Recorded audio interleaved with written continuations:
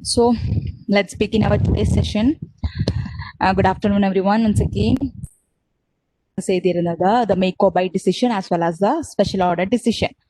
So speed ആകുന്നുണ്ടെങ്കിൽ നിങ്ങൾ പറയണം കേട്ടോ, സ്പീഡ് പ്രോബ്ലം ഉണ്ടെന്നുണ്ടെങ്കിൽ, ബിക്കോസ് നമ്മൾ ഓൾറെഡി ഇന്നലെ ഡിസ്കസ് ചെയ്തൊരു ടോപ്പിക് ആയിരുന്നു, ഓൾറെഡി ഡിസ്കസ് ചെയ്ത് കഴിഞ്ഞതായിരുന്നു. സോ ഒരു ഇൻട്രോ പോലെ പറഞ്ഞിട്ടുണ്ടായിരുന്നു, അത് നമ്മൾ ഇന്നലെ എക്സ്ട്രാ ഡിസ്കസ് ചെയ്തു.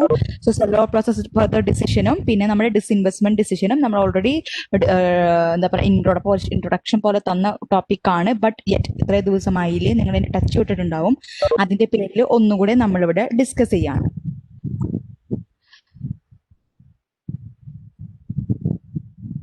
Okay, let me just take the slides with you for you.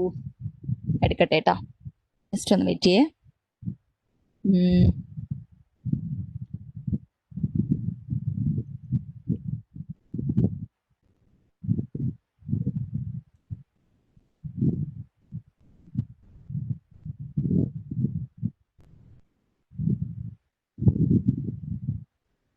Yes, done.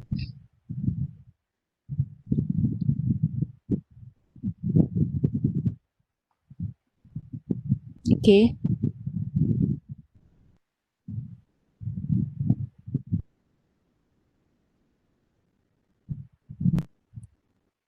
So we have been discussing till the decision. ഇനി നമ്മൾ സെല്ലർ ഫർദർ ഡിസിഷൻ ഉണ്ട്, ഡിസ്ഇൻവെസ്റ്റ്മെന്റ് ഡിസിഷൻ ഉണ്ട്. Yeah.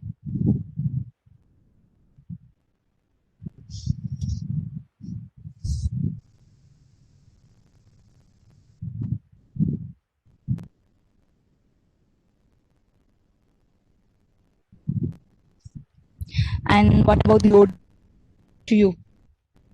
Background disturbance, audio travel അങ്ങനെ എന്തെങ്കിലും ഉണ്ടോ? ഇത്ര നേരം പറഞ്ഞതിൽ നിന്ന് നിങ്ങൾക്ക് ഓഡിയോ ഡ്രോപ്പ് ഫേസ് ചെയ്യുന്നുണ്ടോ? It's clear ആണ്. Okay, okay. So let's move forward with our topic, sell or process further decision. Yeah. Slide കാണുന്നില്ലേ? ആരാ, സൗമ്യാണോ? ഇപ്പൊ കാണാം. Okay okay okay. സൗമ്യൊക്കെ കാണുന്നില്ല? സ്ലൈഡ് കാണുന്നില്ല? ഇപ്പൊ കാണാം. So in between if you are facing any difficulty, ചിലപ്പോൾ നെറ്റ്വർക്ക് സ്ലോ ആയതുകൊണ്ടാകാം, ജസ്റ്റ് ഒന്ന് നിങ്ങൾ ലോഗ് ഔട്ട് ചെയ്യുക, വീണ്ടും റീജോയിൻ ചെയ്യുക. സോ അപ്പോൾ ആ ഒരു ഇനീഷ്യൽ ബുദ്ധിമുട്ടൊക്കെ അങ്ങനെ ഒഴിവാക്കാൻ വേണ്ടിയിട്ട് പറ്റും കേട്ടോ.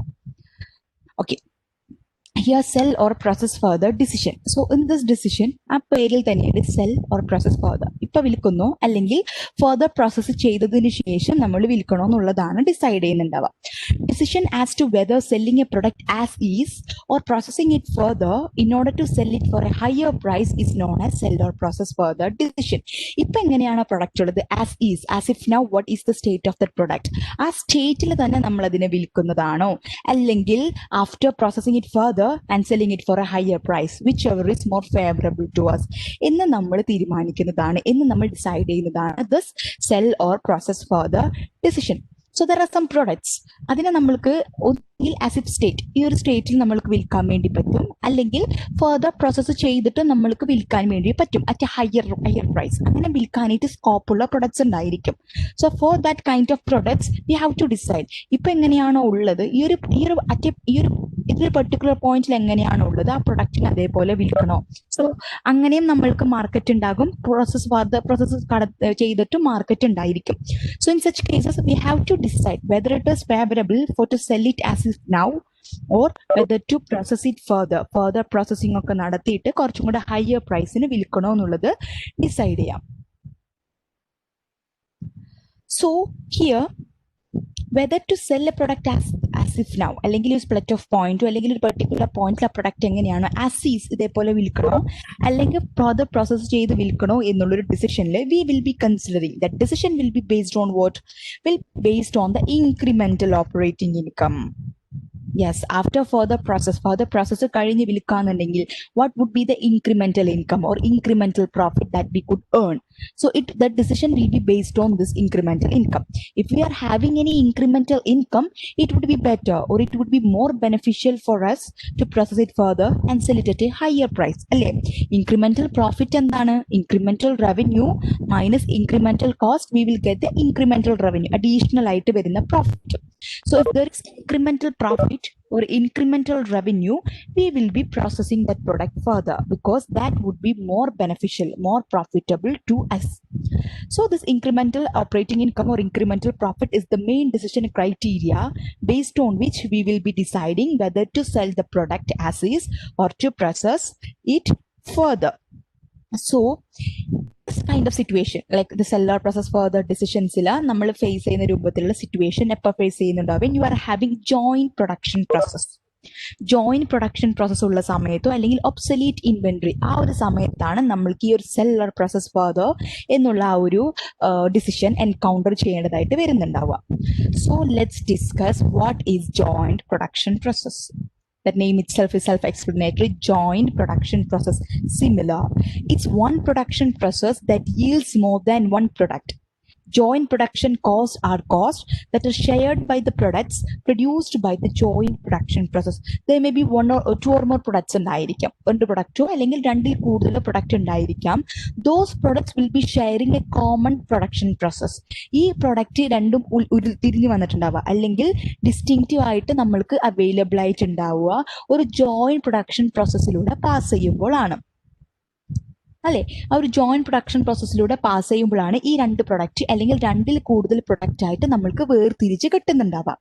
In such a case these two products or this more than two products will be sharing a common production process or we could say joint production process.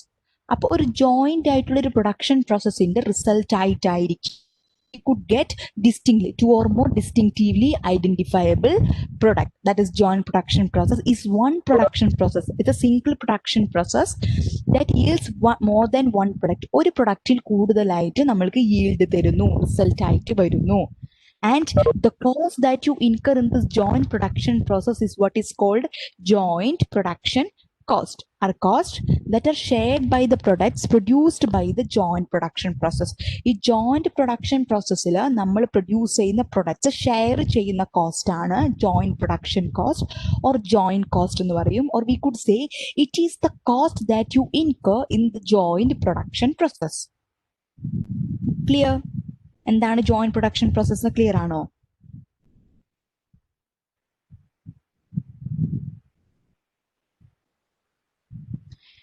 Okay, so let's discuss about an example. In your text itself, an example is provided where the processing of the crude oil. Yes, crude oil. Crude oil, you know that there are many products that you could derive from this crude oil. അല്ലേ? crude oil നിന്ന് നമ്മൾക്ക് നിരവധി products derive ചെയ്തെടുക്കാൻ വേണ്ടി പറ്റും. So ഈ crude oil നമ്മൾ process ചെയ്തിട്ടാണ്. അപ്പോൾ ആ പ്രോസസ്സിംഗ് എന്ന് പറഞ്ഞാൽ ഒരു ജോയിന്റ് പ്രൊഡക്ഷൻ പ്രോസസ് ആയിരിക്കും, ഒരു സിംഗിൾ പ്രോസസ്സിംഗ് പ്രോസസ് ആയിരിക്കും. അതിന് നമ്മൾക്ക് എന്തൊക്കെ പ്രൊഡക്റ്റ് നമുക്ക് തിരിച്ചു കിട്ടും അല്ലെങ്കിൽ വേർതിരിച്ച് കിട്ടും? Gasoline will be the, diesel fuel കിട്ടും, ജെറ്റ് ഫ്യൂവൽ കിട്ടും, ഹീറ്റിംഗ് ഫ്യൂവൽ, മോട്ടോർ ഓയിൽസ്, കറസിൻ, മാത്രമല്ല വേരിയസ് പെട്രോകെമിക്കൽസ് ഒക്കെ നമ്മൾക്ക് ഈ ക്രൂഡ് ഓയിൽ പ്രോസസ് ചെയ്തിട്ടാണ് കിട്ടുന്നുണ്ടാവുക. So this crude oil will be passing through a single production process. ഒരു സിംഗിൾ പ്രൊഡക്ഷൻ പ്രോസസ്, ഒരു joint production പ്രോസസ്സിൽ ക്രൂഡ് ഓയിൽ നമ്മൾ പ്ലേസ് ചെയ്യുന്നു. അതിൻ്റെ പ്രോസസ്സിങ്ങിന് ശേഷം നമ്മൾക്ക് കിട്ടുന്ന ഡിഫറെൻറ്റ് കൈൻഡ്സ് ഓഫ് പ്രൊഡക്റ്റ് ആണ്. ആ ഒരു ഹീറ്റ്, ടെമ്പറേച്ചർ, അവിടെയുള്ള കണ്ടീഷൻസ് ഒക്കെ ബേസ് ചെയ്തിട്ട് നമ്മൾക്ക് ഒരുപാട് പ്രൊഡക്ട്സ് അതിൽ നിന്ന് കിട്ടും, ആ ഒരു പ്രോസസ്സിൽ നിന്ന് കിട്ടും. Gasoline, diesel fuel, jet fuel, heating fuel, motor oil, kerosene, മറ്റ് പെട്രോകെമിക്കൽസ് ഒക്കെ അങ്ങനെ ഒരു പ്രോസസ്സിൽ നിന്ന് കിട്ടുന്നത്. So there is more than two products അല്ലേ? ഡിസ്റ്റിങ്റ്റീവ്ലി ഐഡന്റിഫയബിൾ ആയിട്ടുള്ള മോർ ദാൻ ടു പ്രൊഡക്ട്സ് ഉണ്ട്, മോർ ദാൻ വൺ പ്രൊഡക്റ്റ് ഉണ്ട്. ആ വൺ പ്രൊഡക്റ്റ് ഒക്കെ എങ്ങനെയാണ് കിട്ടുന്നത്? By one single processing process അല്ലെങ്കിൽ one single production process which is processing of the crude oil. So this processing of the crude oil is a joint production process, and the cost that you incur in processing of this crude oil is what is called joint production cost. Clear ayo? Okay. Next comes the split of point. എന്താണ് split of point? Split of point is the point in the production process. ഈ production പ്രോസസ്സിലുള്ള ഒരു point ആണ് where the various products become individually identifiable. Cost incurred up to the split off point are joint cost. Split off point എന്താ? It's a point in the production process. നമ്മുടെ production പ്രോസസ്സിലെ ഒരു point ആണ്. ആ ഒരു പോയിന്റിലാണ് products individually identifiable products ആയിട്ട് മാറുന്നത്. So in the process of processing the crude oil process ചെയ്യുക എന്നുള്ളൊരു പ്രൊഡക്റ്റിൽ ഒരു പർട്ടിക്കുലർ പോയിന്റിൽ നമ്മൾക്ക് ഈ പ്രൊഡക്ട്സ് ഒക്കെ വേർതിരിച്ച് കിട്ടും. ആ ഒരു പർട്ടിക്കുലർ പോയിന്റിനാണ് നമ്മൾ സ്പ്ലിറ്റ് ഓഫ് പോയിന്റ് എന്ന് പറയുന്നുണ്ടാവുക. അല്ലെങ്കിൽ ആ ഒരു പർട്ടിക്കുലർ പോയിന്റിലായിരിക്കും നമ്മൾക്ക് ഈ gasoline, jet fuel, heating fuel, diesel fuel, motor oil, kerosene, അങ്ങനത്തെ പെട്രോ കെമിക്കൽസ് ഒക്കെ ആയിട്ട് വേർതിരിച്ച് കിട്ടുന്നുണ്ടാവുക. ആ ഒരു പോയിന്റിനാണ് സ്പ്ലിറ്റ് ഓഫ് പോയിന്റ് എന്ന് പറയുന്നുണ്ടാവുക. Cost incurred up to the split off point are joint cost. ആ സ്പ്ലിറ്റ് ഓഫ് പോയിന്റ് വരെ നമ്മൾ ഇൻകർ ചെയ്തിട്ടുള്ള കോസ്റ്റിനെയാണ് എന്ത് പറയുന്നുണ്ടാവുക? ജോയിന്റ് കോസ്റ്റ് എന്ന് പറയുന്നുണ്ടാവുക. Cost incurred for each individual product after the split off point are separable processing cost. ഇനി split off point വരെ incur ചെയ്യുന്ന പ്രോസസ്സാണ് ജോയിന്റ് പ്രൊഡക്ഷൻ പ്രോസസ്. അവിടെ ഇൻകർ ചെയ്യുന്ന കോസ്റ്റ് ആണ് joint production cost or joint cost. After split off പോയിന്റിന് ശേഷം all these products gets individually identifiable. പിന്നെ അതിനോരോത്തിനെയും നമ്മൾ പ്രോസസ്സ് ചെയ്യാൻ വേണ്ടി എക്സ്ട്രാ കോസ്റ്റുകളൊക്കെ ബെയർ ചെയ്യുന്നുണ്ടെങ്കിൽ that cost are called what? Separable processing cost or the cost incurred for each individual product. ഓരോ ഇൻഡിവിജ്വൽ പ്രൊഡക്റ്റിന് after the split off point, split off പോയിന്റിന് ശേഷം നമ്മൾ ഇൻകർ ചെയ്യുന്ന കോസ്റ്റ് ആണ് എന്താണ്? Separable processing cost. ക്ലിയർ ആണോ?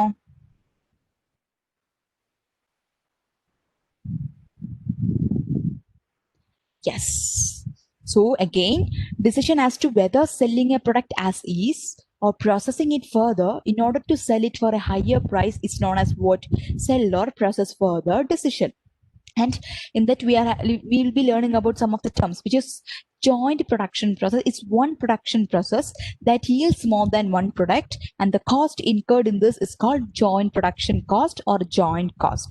Split off point is the point in the production process where the various products gets individually identifiable, and cost incurred till the split off point is joint cost, and cost incurred for each individual product after the split off point is what? Separable processing cost. Yes. Can I move forward with the next slide?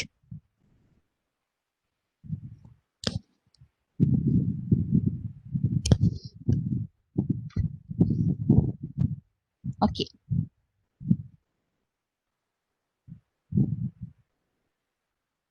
Yes. And before moving into that, so ചില product maybe നമ്മളിപ്പോൾ ഒരു crude oil processing കഴിഞ്ഞിട്ടുണ്ടെങ്കിൽ നമുക്ക് gasoline, diesel fuel, heating fuel, jet fuel, motor oil, kerosene എന്ന് petrol chemical different products ആയിട്ടൊക്കെ കിട്ടും.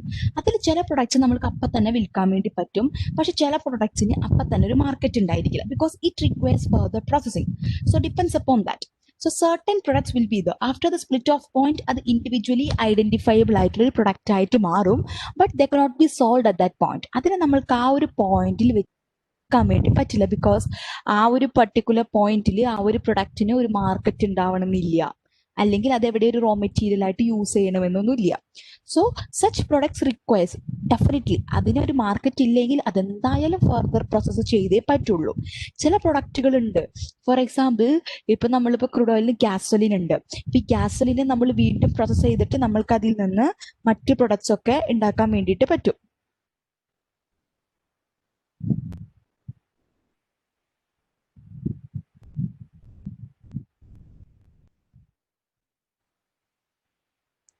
Moment.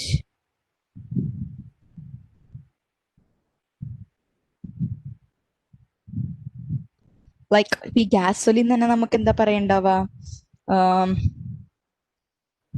മറ്റ് products ഒക്കെ വേണ്ടി എടുക്കാൻ വേണ്ടി പറ്റില്ലേ? അതിൽ നിന്നൊക്കെ ആയിരിക്കും നമുക്ക് ചിലപ്പോൾ വേറെ പെട്രോളിയം പ്രൊഡക്ട്സും പെട്രോളിയം ഒക്കെ നമ്മൾക്ക് അതിൽ നിന്ന് തന്നെയായിരിക്കും കിട്ടുന്നുണ്ടായിരിക്കുക.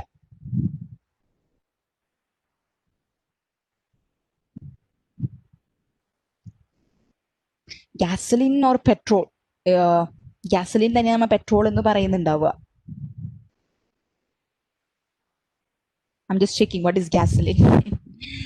So gasoline or petrol is a derivative product of crude oil or petroleum.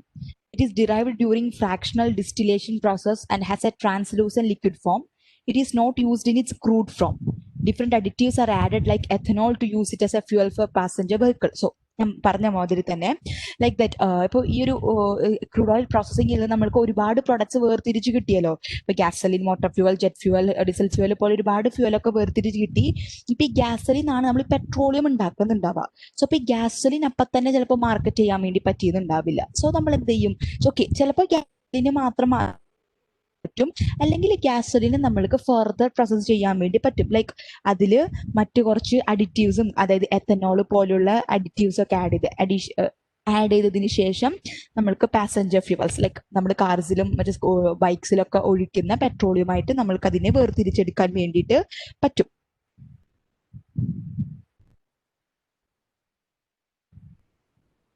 Yeah.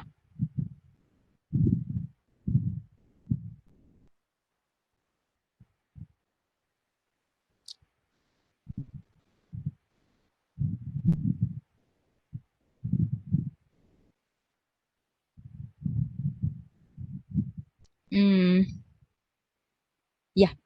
gasoline എന്താ നോക്കിയതാ. So are you clear with this example of this crude oil processing? അങ്ങനെ പഠിക്കാൻ നല്ല നമ്മളൊരു പ്രോസസ്സിലൂടെ തിരിച്ചു വരുന്ന കാര്യങ്ങൾ എക്സാമ്പിൾ ആയിട്ട് നോക്കിയാൽ മതി. Always try to learn it using the examples. അപ്പോൾ നമ്മൾ ഒരിക്കലും മറക്കില്ല, നമ്മൾക്ക് റിലേറ്റ് ചെയ്യാൻ വേണ്ടിയിട്ട് പറ്റും. So that is it. So whether we could decide. In some cases ചിലപ്പോഴുണ്ടായിരിക്കും ചില കൺട്രീസ് ഈ ഗ്യാസലിൻ മാത്രം മേടിക്കും, എന്നിട്ട് അവർ ഈ ഫ്രാക്ഷൻ ഡിസ്റ്റിലേഷൻ ഒന്നും നടത്താതെ അവരെന്ത് ചെയ്യും, ഈ ഗ്യാസലിൻ മാത്രം ഈ ഒരു റോ ആയിട്ട് അത് മേടിച്ചിട്ട് അത് വീണ്ടും പ്രോസസ് ചെയ്ത് പെട്രോളിയം പ്രൊഡക്ട്സ് ആക്കി വിൽക്കുന്നതുണ്ടായിരിക്കാം. മേ ബി ചിലരതിനെ ഫുള്ളായിട്ട് പ്രോസസ് ചെയ്തിട്ട് എൻഡ് പ്രൊഡക്റ്റ് ആയിട്ടായിരിക്കും വിൽക്കുന്നുണ്ടാവുക. It depends. അവരുടെ പ്രൊഡക്ഷൻ പ്രോസസ്സ്, അവിടെ ഇൻകറേജ് ചെയ്യുന്ന കോസ്റ്റ്, അവർക്ക് അതിനുള്ള ഇൻഫ്രാസ്ട്രക്ചറൽ ഫെസിലിറ്റീസ് എല്ലാം ബേസ് ചെയ്തിട്ടിരിക്കും ഈ ഇപ്പൊ തന്നെ സെല് ചെയ്യണോ അല്ലെങ്കിൽ പിന്നീട് പ്രോസസ് ചെയ്യണോ എന്നുള്ളൊരു decision. In this case, only incremental revenues and cost are relevant factors. അപ്പോൾ ഈ സെല് ചെയ്യണോ അല്ലെങ്കിൽ ഇപ്പൊ തന്നെ പിന്നെ ഫർദർ പ്രോസസ് ചെയ്തിട്ട് വിൽക്കണോ എന്നുള്ള ആ ഒരു ഡിസിഷൻ ചോയ്സിൽ the costs that are relevant or the revenues that are relevant is what? Incremental revenues and incremental cost. Split off point വരെയുള്ള നമ്മുടെ ജോയിന്റ് പ്രൊഡക്ഷൻ കോസ്റ്റുകളൊന്നും റെലവെന്റ് അല്ല എന്നർത്ഥം. Because it is common, it is not differential cost അല്ലേ. ഇതിൽ ഏത് product ഉണ്ടായാലും ആ എല്ലാ പ്രൊഡക്റ്റിനും കോമൺ ആയിട്ട് വരാവുന്ന കോസ്റ്റ് ആണ് ഈ joint production cost. So it is common and it is a sunk cost as well. Sunk cost കൂടിയാണ് അത്. അപ്പൊ ഈ ജോയിന്റ് പ്രൊഡക്ഷൻ കോസ്റ്റ് അല്ലെങ്കിൽ joint cost is not relevant to our decision making as it is a sunk cost. ഇനി എന്താ നമ്മൾക്ക് matter ചെയ്യുന്നുണ്ടാവുക? The only cost that matters to us is the incremental cost as well as the incremental revenue. ഇപ്പൊ വിൽക്കാന്നുണ്ടെങ്കിൽ നമ്മൾക്കൊരു revenue കിട്ടും. ഇനി further process ചെയ്തതിന് ശേഷം വിൽക്കാന്നുണ്ടെങ്കിൽ ഒരു റവന്യൂ കിട്ടും. The difference between the revenue after further processing and the revenue at the split off point represents what? The incremental revenue, extra revenue. And incremental cost എന്താ? The separable processing cost. നമ്മൾ ഒരു split off point ഒരു product ആയിട്ട് കിട്ടി, അതിനെ നമ്മൾ further process ചെയ്യാൻ വേണ്ടിയിട്ട് സെപ്പറബിൾ പ്രോസസിംഗ് കോസ്റ്റ് ഇൻകർ ചെയ്യുന്നുണ്ട്. That is the incremental cost. And you have to compare the incremental revenue with the incremental cost and decide whether you are having incremental profit or not. If the incremental revenue is exceeding the incremental cost, you are having incremental profit.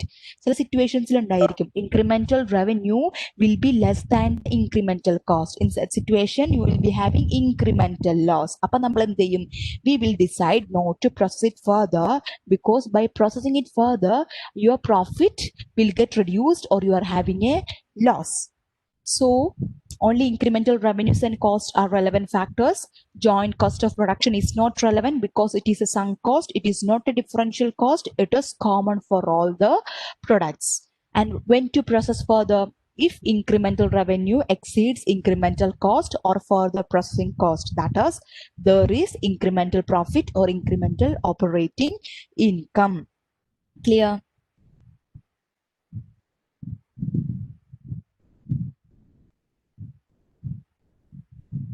Clear ആണ്. Okay. So next you have obsolete inventory. So we have learned about sell dot process further. This decision is more you could encounter this such type of situations only in two sell or process further decisions. Two situations നമ്മൾ can encounter ചെയ്യാം. You will be facing with this. First one is this sell or process further. Next is the obsolete inventory. In matters of obsolete inventory. So obsolete inventory means inventory which is not having any value, അല്ലെങ്കിൽ inventory which is not saleable, obsolete ആയി പോയി.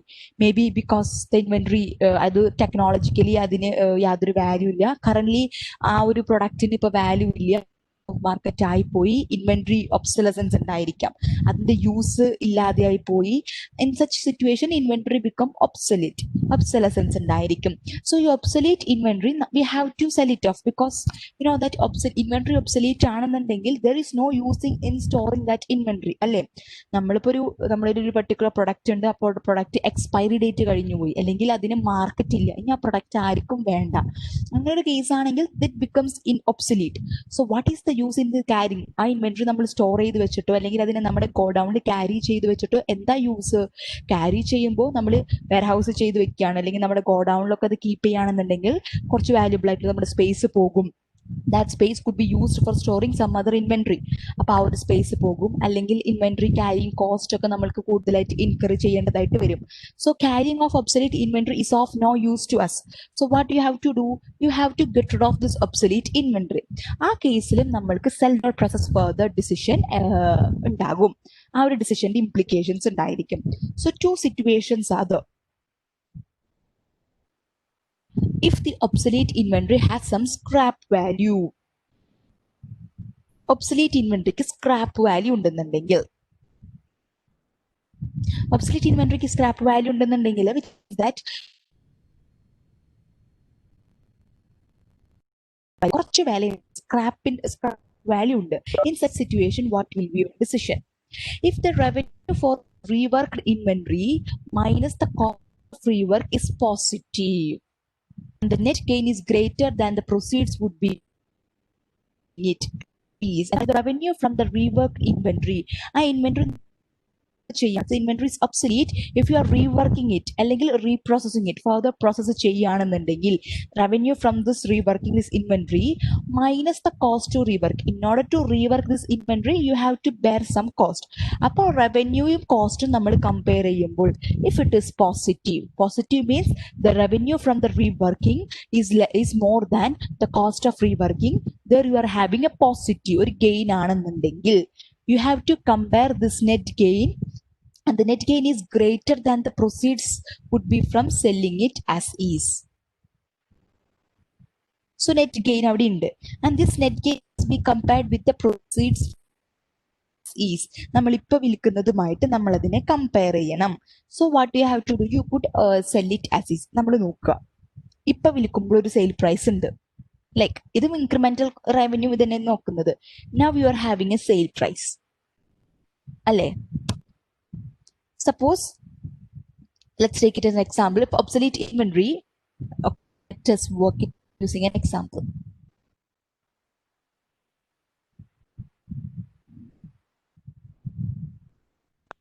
Yeah, currently I inventory a scrap value.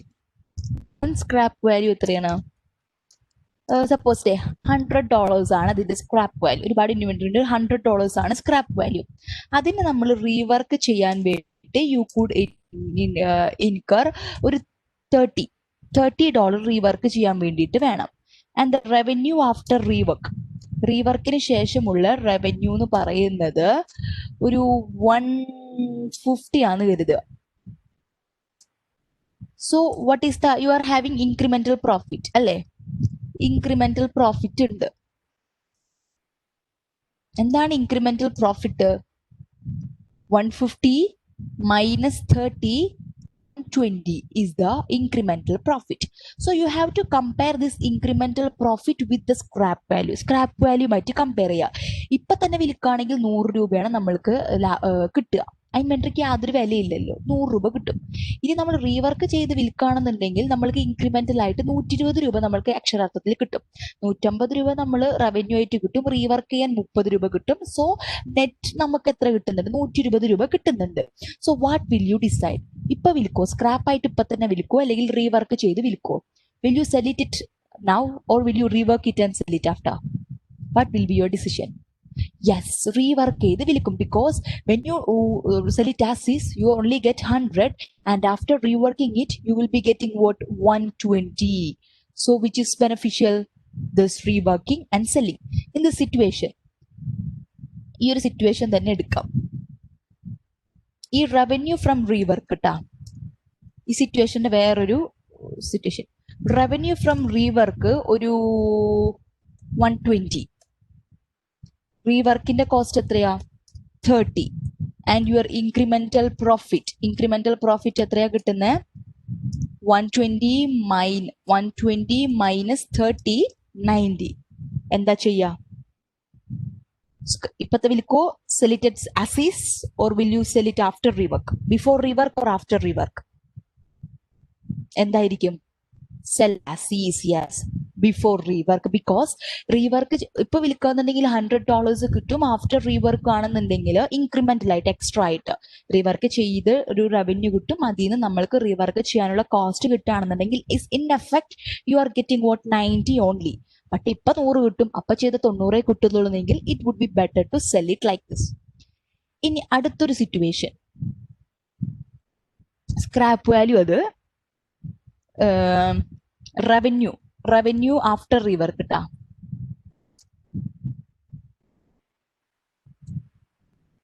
Revenue after rework,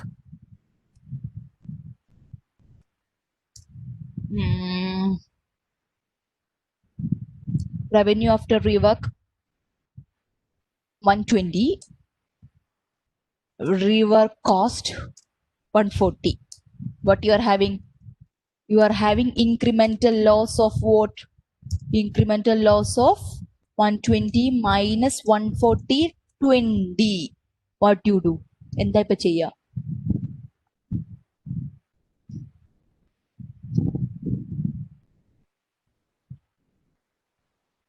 What you will do? ചിന്തിക്കുകയില്ല. ഇപ്പൊ incremental നമ്മൾക്ക് loss ആണ്, എനിക്ക് rework ചെയ്യാൻ വേണ്ടി 140 രൂപ വേണം, അങ്ങനെ റീവർക്ക് ചെയ്തിട്ട് ഞാൻ വിൽക്കാന്നുണ്ടെങ്കിൽ 120 രൂപ എനിക്ക് കിട്ടുള്ളൂ. So in effect I am having a loss. So what will I do? I will not go for reworking. ഞാൻ ഇപ്പൊ വിറ്റാൽ 100 രൂപ കിട്ടും, അത് കഴിഞ്ഞ് വിറ്റിട്ടുണ്ടെങ്കിൽ എനിക്കൊന്നും കിട്ടില്ല എന്ന് മാത്രമല്ല, നഷ്ടം മാത്രമേ ഉണ്ടാവുള്ളൂ താനും. So I will be deciding not to rework, and I will sell it at the scrap value at this point itself. Are you clear about this in obsolete inventory situation? Obsolete inventory having some scrap value? Clear, right? Okay. Eraser alladu. Yes. Adutha situation.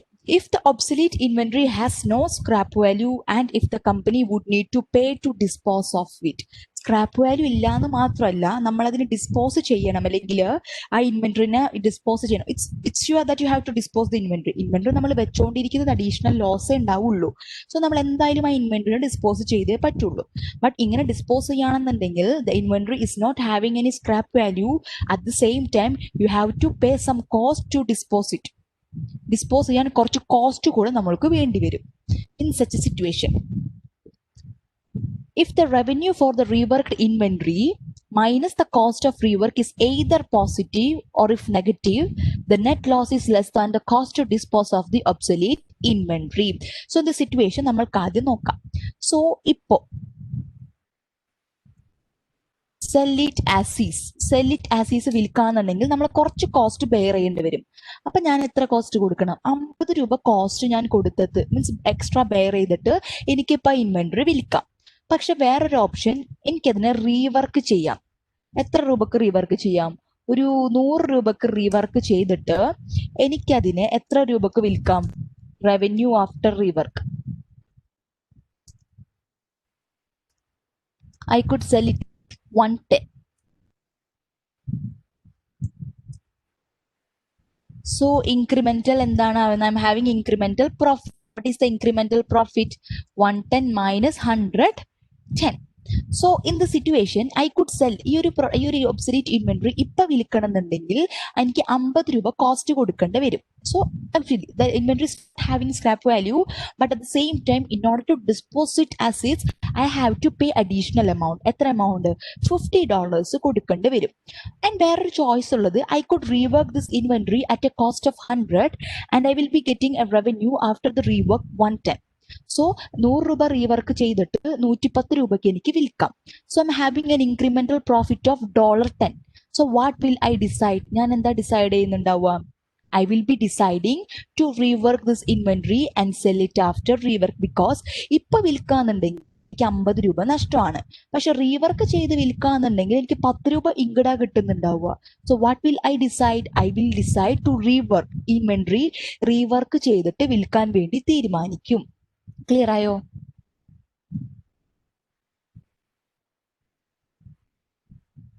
Clear ആയോ? ഇനി അടുത്ത situation ഈ ഒരു same situation തന്നെ കേട്ടോ. സെല്ലിറ്റ് 50 രൂപ തന്നെ, rework ചെയ്യാൻ വേണ്ടിയിട്ട് 100 രൂപ, റീവർക്ക് ചെയ്തിട്ട് റവന്യൂ എത്ര കിട്ടുന്നുണ്ട്? ഒരു 80 രൂപ വേണ്ട, 40 രൂപ. റവന്യൂ ഇസ് 40 രൂപ. So what I am having incremental loss. Incremental loss എത്രയാ? 40 minus 100, 60. What will I decide? എന്തായിരിക്കും എന്റെ decision? Before rework or after rework? Sell it as is, because sell it ഇപ്പൊ വിൽക്കുമ്പോൾ എനിക്ക് 50 രൂപയെ നഷ്ടമുള്ളൂ. പക്ഷെ റീവർക്ക് ചെയ്ത് വിൽക്കുകയാണെങ്കിൽ എനിക്ക് എത്ര രൂപയാണ് നഷ്ടം? 60 രൂപയാണ് നഷ്ടം. So what will I do? Either I should be getting any profit, അല്ലെ? എനിക്ക് ഒന്നില്ലെങ്കിൽ പ്രോഫിറ്റ് കിട്ടണം, അല്ലെങ്കിൽ എന്റെ ലോസ് കുറയ്ക്കണം. Either I will be earning a profit or I will decide to reduce my loss. Loss കുറയ്ക്കുക അല്ലെങ്കിൽ പ്രോഫിറ്റ് ഏൺ ചെയ്യാം. By selling it as is, my loss is 50, but after reworking and sell it after rework, I will be having a loss of what? 60. So the loss is lower in selling it as is, so I will decide to sell it as is. അടുത്ത situation, rework ചെയ്യാനായിട്ട് 100 രൂപ, revenue after rework എത്രയുണ്ടാവും? ഒരു 60 രൂപ. വേണ്ട, 60 വേണ്ട, confusion ആയാലോ നിങ്ങൾക്ക്? 60 രൂപ. സോ ഇൻക്രിമെന്റൽ ലോസ് എത്രയാ? 60 മൈനസ് 100, 40. സോ എന്തായിരിക്കും എന്റെ decision? Rework, because yes, selling it as is, my loss is 50. By reworking it and sell it, I will be having a loss of 40. So ഏറ്റവും loss കുറവ് എവിടെയാ? ഇവിടെയാണ്. So ഞാനപ്പോ എന്ത് ചെയ്യും? റീവർക്ക് ചെയ്ത് വിൽക്കാൻ വേണ്ടി തീരുമാനിക്കും. അതാണ് അവിടെ പറഞ്ഞേക്കുന്ന കാര്യങ്ങൾ. എന്തൊക്കെയാ? If the obsolete inventory has no scrap value and if the company would need to pay to dispose of it, if the revenue for the reworked inventory minus the cost of rework is either positive or negative. Positive ആണെങ്കിൽ definitely rework ചെയ്യും. If negative ആണെങ്കിലോ, the net loss is less than the cost to dispose of the obsolete inventory. എപ്പോൾ മാത്രമേ നമ്മൾ ചെയ്യുന്നുള്ളൂ? Rework ചെയ്യുന്നുള്ളൂ. Rework എപ്പോൾ മാത്രമേ ചെയ്യുന്നുള്ളൂ? The net loss from rework is less than the net loss from selling it as is. So അത് കുറവാണെന്നുണ്ടെങ്കിൽ ആ സിറ്റുവേഷനിൽ നമ്മൾ റീവർക്ക് ചെയ്യാൻ വേണ്ടി തീരുമാനിക്കും.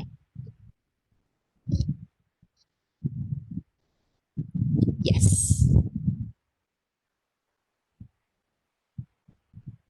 Okay.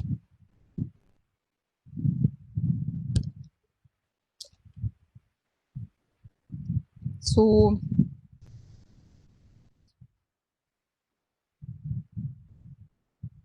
and in this, the original cost of this obsolete inventory. So inventory cost ഉണ്ടല്ലോ, the original cost of inventory purchase ചെയ്യുന്ന സമയത്തുള്ള കോസ്റ്റ്, അല്ലെങ്കിൽ the carrying value of this inventory, it's not at all relevant to our decision making, because it is a sunk cost and it is irrelevant. Already ആ cost incur ചെയ്തു.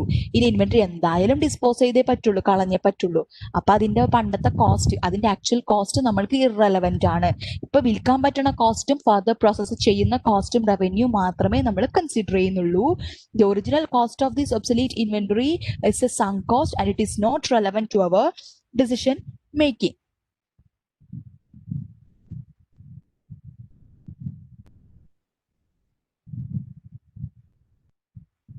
So this is it regarding this cellular process for the എന്തെങ്കിലും doubts ഉണ്ടെങ്കിൽ ഇപ്പൊ ചോദിക്കാം.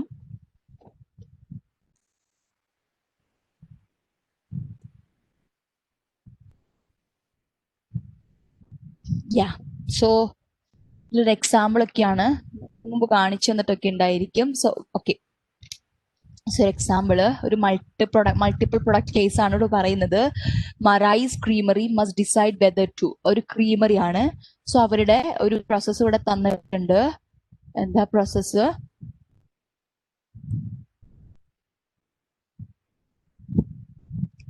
അയ്യോ, yes. So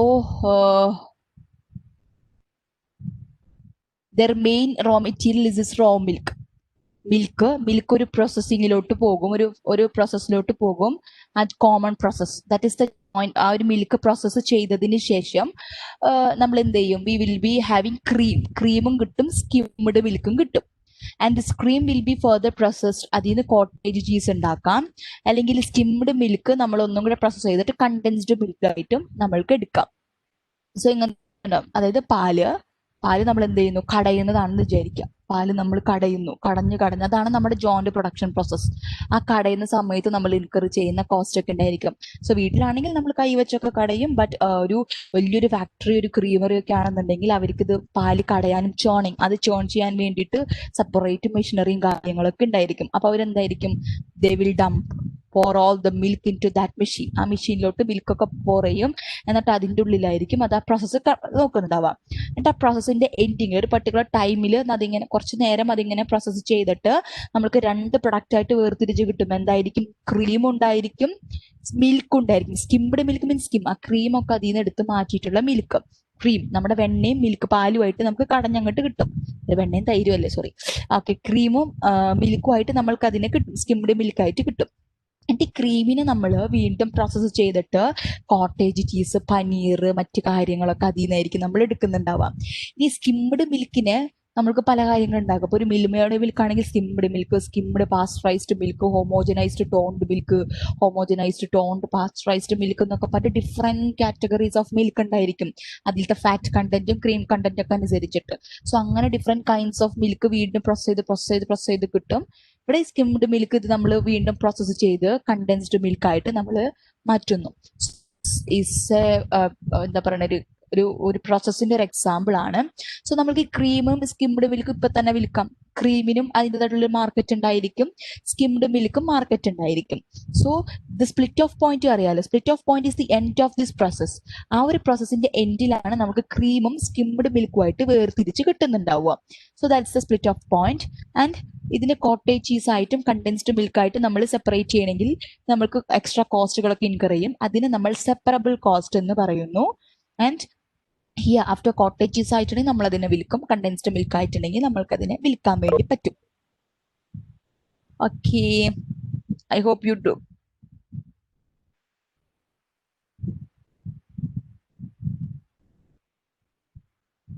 okay, so yes, expected question from this area. നമ്മുടെ main what is it? Decide whether to sell or process further. വിൽക്കണോ അല്ലെങ്കിൽ process further ചെയ്യണോ എന്നുള്ള situation. So first you will be given some details, some details ഒക്കെ തന്നിട്ടുണ്ടായിരിക്കും. They will be asking us to whether to sell or process further എന്ന് ചോദിക്കാം. Next, incremental profit in selling after process further. അങ്ങനെ further process ചെയ്യാൻ വേണ്ടി തീരുമാനിച്ചു. അങ്ങനെയെങ്കിൽ what would be the incremental profit? Incremental revenue എത്ര, incremental cost എത്രയാ, അങ്ങനെ കണ്ടുപിടിക്കാൻ വേണ്ടി പറയാം.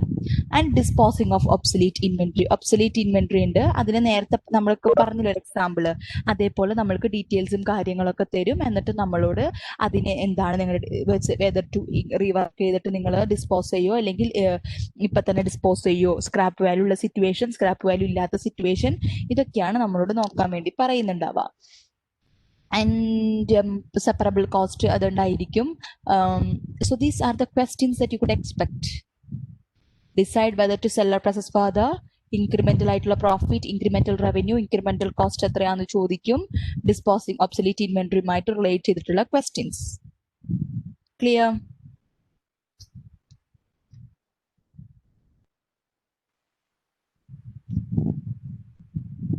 Okay, so let's work out some of the example problems എങ്കിലും നമുക്ക് നോക്കാം. Just a moment.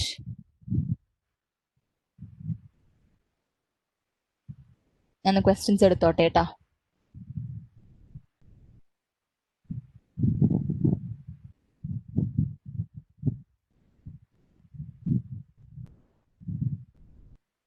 Okay, it's the page number. Yes, 63.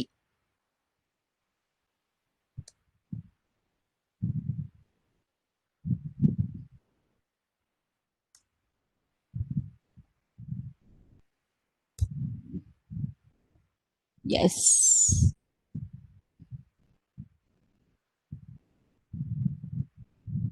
Just 2 minutes. I will be back.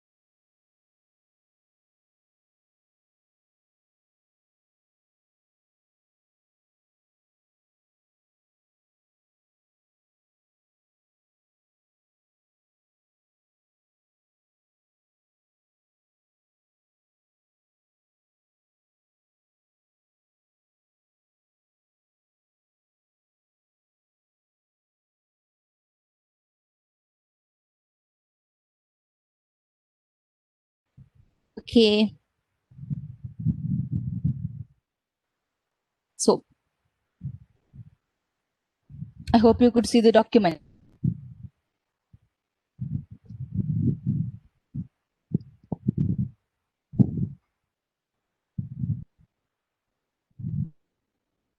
കാണാൻ പറ്റുന്നില്ലേ? Just a moment.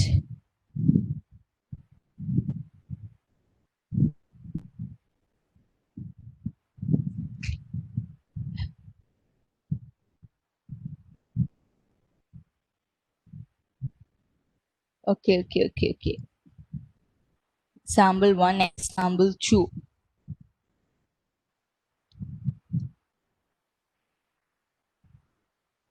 So first of all, let's work out question number 38. Preston Construction, a builder of custom homes, recently invested $360,000 of material, labor, and overhead in a residence for Susan and Bill Hunter. The Hunters unfortunately have just declared bankruptcy and must back out of their contract. Preston's management has identified the following two courses of action. So this Preston construction ഒരു construction കമ്പനിയാണ്. Custom homes build ചെയ്യുന്നവരാണ്. Because custom homes means കസ്റ്റമേഴ്സിന്റെ requirements അനുസരിച്ചിട്ട് അവർക്ക് പണിത് കൊടുക്കുക. So they have recent invested $360,000 of material, labor and overhead in red residence for Susan and Bill Hunter. So Susan and Bill Hunter അവർ ഒരു എന്താണ് Susan Bill Hunter two person അവർക്കാണ് വീട് വേണ്ടത്. സോ $360,000 ഇൻവെസ്റ്റ്മെന്റ് അതിൽ നടത്തിയിട്ടുണ്ട്. So this Hunters has declared bankrupt ആയിട്ട് അവര് ഡിക്ലയർഡ് ആയി. സോ അവര് കോൺട്രാക്റ്റിൽ നിന്ന് ബാക്ക് ഔട്ട് ചെയ്തു. So identify the following two course of action. First one, sell the unfinished residence as is. The company sales manager has assigned the following selling prices and probabilities to this alternative. And first ayenda residence unfinished residence aanu, full aayittu complete cheyidilla, unfinished aanu. So sell this house unfinished as is. ഇപ്പൊ എങ്ങനെയാണോ ഉള്ളത് അതേപോലെ വിൽക്കുക. So അങ്ങനെ വിൽക്കുക എന്നുണ്ടെങ്കിൽ നമ്മൾക്ക് കിട്ടാവുന്ന സെല്ലിംഗ് പ്രൈസും അതിന്റെ പ്രോബബിലിറ്റീസും പ്രൊവൈഡ് ചെയ്തിട്ടുണ്ട്. ആൻഡ് സെക്കൻഡ് ഓൾട്ടർനേറ്റീവ് എന്താണ്? Make several design changes at a cost of $70,000, complete the project and sell the home to another customer for $410. ഈ ഒരു ഹൗസിൽ ഈ ഒരു വീട്ടിൽ അത്യാവശ്യം ഡിസൈൻ ചേഞ്ചസ് ഒക്കെ വരുത്തുക by incurring a cost of $70,000. എന്നിട്ട് ആ വീട് ഫിനിഷ്ഡ് ആക്കുക, ഫുൾ ഫിനിഷ് ചെയ്യുക. എന്നിട്ട് വീട് എത്ര രൂപക്ക് വിൽക്കുക? $410,000 നമ്മൾ വിൽക്കുന്നു. So this is the second. So first in selling it as is and selling it after further processing.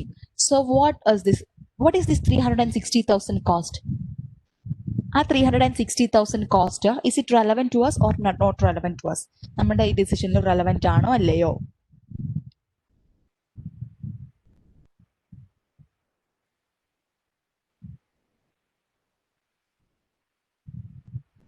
Hello guys, are you listening to me?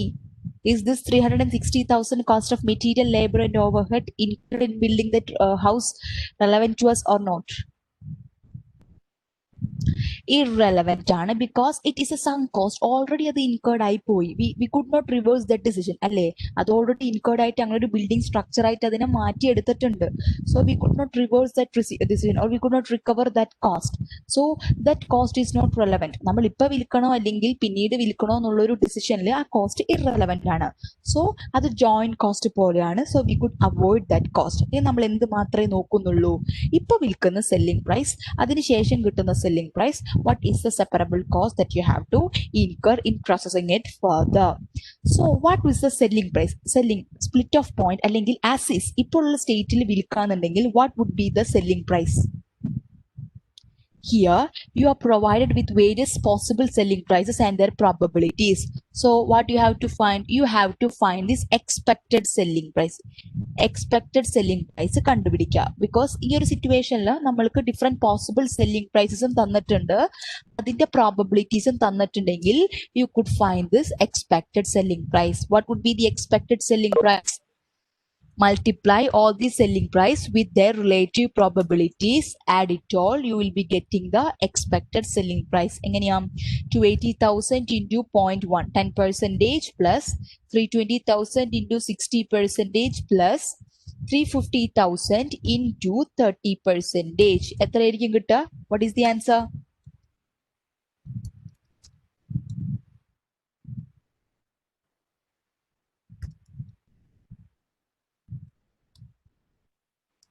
$325,000. Yes, good. 325,000. So this is the selling price as is. ഇപ്പൊ വിൽക്കാന്നുണ്ടെങ്കിൽ നമ്മൾക്ക് കിട്ടാവുന്ന selling price ആണ് എന്ത്? This 325,000. Yes, very good. Next, what is the selling price after further processing?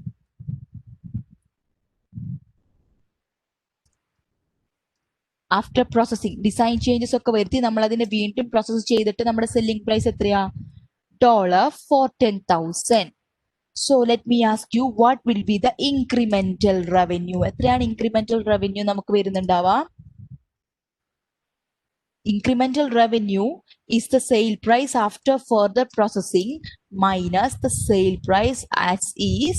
So you will get the incremental revenue to be $85,000. And what is the incremental cost? എത്രയാണ് നമ്മുടെ incremental cost വരുന്നത്? Yes, 70,000. Okay. Then give me the answer. എന്തായിരിക്കും അയാൾ decide ചെയ്യുന്നുണ്ടാവുക? Whether to sell it as is or to process further. Okay, incremental revenue കിട്ടി, incremental profit costing കിട്ടി, and we could find the incremental. What you are having?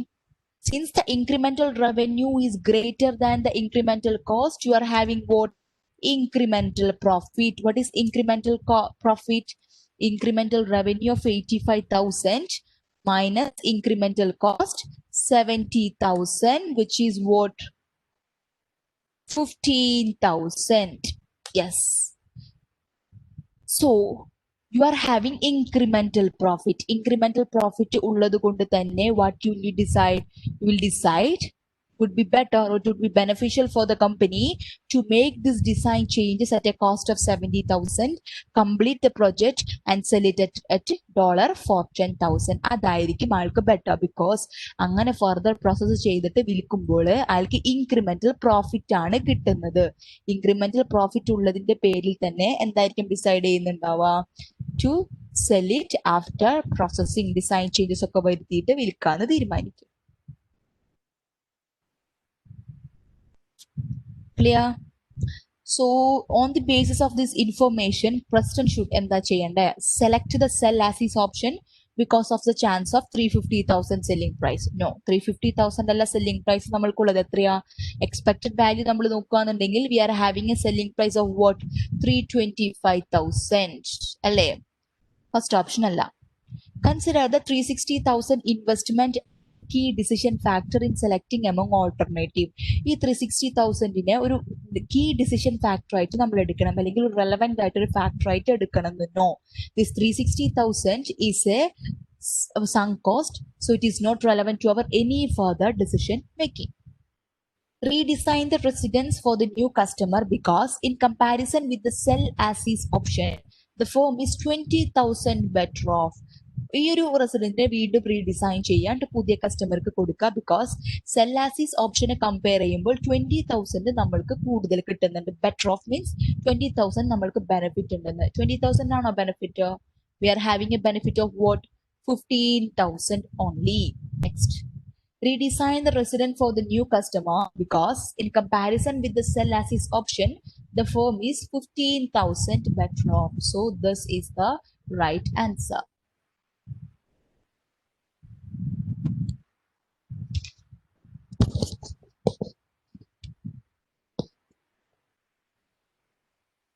Clear?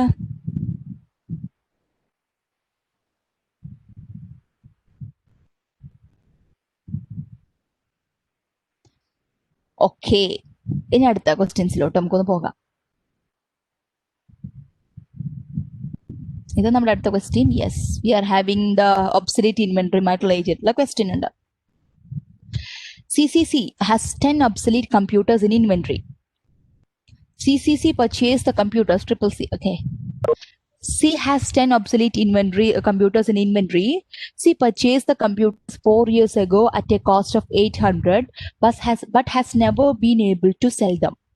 The company has a customer who would buy them for $175 each if CCC upgrades them. Otherwise, CCC could sell them to another customer as is for $100 each. The cost to upgrade would be $100 per computer, including labor. CCC's tax rate is 40%. Would the company be better off selling the computers now for $100 each or upgrading them and selling them for $175 each? And how much is the difference? And the this company is having 10 obsolete computers. Inventory obsolete computers anulladu. These computers has been purchased 4 years ago at a cost of 800. So is this cost relevant to us? Obsolete inventory aanu the original cost of this obsolete inventory. Is it relevant to us? 800 cost നമ്മൾ പരിഗണിക്കണോ വേണ്ടയോ?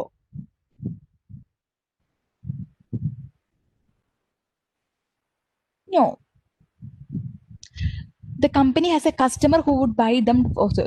The company is having a customer. The customer is willing to buy these computers at $175 each if CCC is upgrading them. ഈ കമ്പ്യൂട്ടേഴ്സിന് upgrade ചെയ്ത് കൊടുക്കുകയെന്നുണ്ടെങ്കിൽ എത്ര കോസ്റ്റിന് ഒരു upgrade ചെയ്യാൻ വേണ്ടിയിട്ട് നമ്മൾക്ക് എത്ര കോസ്റ്റ് വരുന്നുണ്ട്? 100 പെർ കമ്പ്യൂട്ടർ വരുന്നുണ്ട്. അങ്ങനെയെന്നുണ്ടെങ്കിൽ 100 per computer upgradation cost incur ചെയ്തിട്ട് നമ്മൾ അപ്ഗ്രേഡ് ചെയ്യുകയാണെന്നുണ്ടെങ്കിൽ ആ കസ്റ്റമർ അത് ഒരു കമ്പ്യൂട്ടറിന് $175 വെച്ച് മേടിച്ചോളാം എന്ന് പറഞ്ഞിട്ടുണ്ട്. CCC could sell them to another customer as is for 100. മറ്റൊരു കസ്റ്റമർക്ക് ഇപ്പൊ എങ്ങനെയാണ് ഉള്ളത് അതേപോലെ വിൽക്കാന്നുണ്ടെങ്കിൽ 100 rupees കിട്ടും നമുക്ക്. CCC's tax rate is 40%. So എന്തായിരിക്കും CCCയുടെ ഡിസിഷൻ? ആ ടാക്സ് കൺസിഡറേഷൻ ഒന്നും നോക്കാതെ നമ്മൾക്കൊന്ന് അനലൈസ് ചെയ്യാം, നമ്മുടേതായ രൂപത്തിൽ ഒന്ന് അനലൈസ് ചെയ്യാം. സോ സെൽ ആസീസ് ആണെങ്കിൽ what you will getting A revenue of what $100 അല്ലേ? സെൽ ആസീസ് ആണെങ്കിൽ 100. ഇനി ഫർദർ പ്രോസസ്സ് ചെയ്യാൻ അല്ലെങ്കിൽ അപ്ഗ്രേഡ് ചെയ്യാനാണ് നമ്മളോട് പറഞ്ഞിരിക്കുന്നത്. ഒബ്സൊലീറ്റ് ഇൻവെന്ററി ആണ്. അപ്ഗ്രേഡ് ചെയ്യാണെന്നുണ്ടെങ്കിൽ അപ്ഗ്രേഡ് ചെയ്യാനുള്ള കോസ്റ്റ് എത്രയാ? Cost is $100 and revenue after upgrade എത്രയാ നമുക്ക് കിട്ടുന്നുണ്ടാവുക? $175 per computer. So you are having S incremental profit ആണ് നമ്മൾക്കുള്ളത്. എത്രയാണ് നമ്മുടെ incremental profit? $175 minus $100. What is the incremental profit U are having? 75. എന്തായിരിക്കും അത് ഡിസൈഡ് ചെയ്യുന്നുണ്ടാവുക? ഇപ്പൊ വിൽക്കോ അല്ലെങ്കിൽ ഫർദർ പ്രോസസ് ചെയ്തിട്ട് വിൽക്കോ?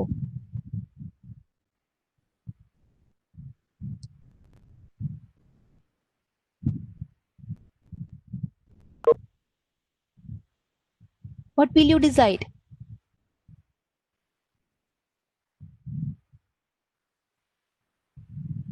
Hello? What will you decide? Will you sell it at as is? Yes, because when you sell as is, you will be get what your state തന്നെ വിൽക്കാന്നുണ്ടെങ്കിൽ you could earn 100 revenue, but upgrade ചെയ്ത് $100 cost ഒക്കെ incur ചെയ്ത് revenue 175 വെച്ച് കിട്ടി. Incremental profit 75 ഉള്ളൂ. So it will be better. നമുക്ക് കൂടുതൽ earnings എവിടെയാ കിട്ടുന്നുണ്ടാവുക? ഇവിടെ cell is as is. So നമ്മൾ അങ്ങനെ വിൽക്കാൻ വേണ്ടിയിട്ട് തീരുമാനിക്കും. ഇനി ഇതിൽ ട്രീറ്റ് ചെയ്തിരിക്കുന്ന രീതി നോക്കാം. ഹിയർ ടാക്സിന്റെ ഒരു കമ്പ്യൂട്ടേഷൻ കൂടി ഉണ്ട്. അതാണ് ഇവിടെ ഡിഫറെന്റ് സിറ്റുവേഷൻ ആയിട്ട് നമുക്ക് തന്നിട്ടുള്ളത്. ഒന്ന് സെൽ നൗ സിറ്റുവേഷനും അപ്ഗ്രേഡ് ആൻഡ് സെൽ സിറ്റുവേഷനിലും നമ്മുടെ റവന്യൂ എങ്ങനെയാണെന്നാണ് നോക്കുന്നത്. സെൽ നൗ സിറ്റുവേഷനിലാണെങ്കിൽ how many computers are there in obsolete inventory? There are 10 computers അല്ലേ? So for 1 computer sell is as is വിൽക്കാന്നുണ്ടെങ്കിൽ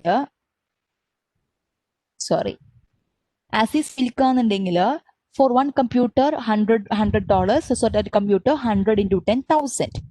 cost to upgradation ഒന്നും നമ്മൾ വരുത്തുന്നില്ല. സോ സെയിലിൽ നമുക്ക് എത്ര കിട്ടും? Sales revenue is 1000. From this what is the cost of goods sold? 800 രൂപയ്ക്ക് നമ്മൾ പർച്ചേസ് ചെയ്തതാണ്. So 800 into 10 8,000. ആ കോസ്റ്റ് കുറച്ച് വന്നിട്ടുണ്ടെങ്കിൽ ടാക്സബിൾ ഇൻകം അല്ലെങ്കിൽ loss, you are having a loss of what? 7,000 അല്ലേ? കാരണം ക്യാഷ് സെയിൽ ചെയ്യുമ്പോൾ 1000 ആണ്, പക്ഷെ അത് എത്രനാ മേടിച്ചിട്ടുള്ളത്? 8,000-നാണ്.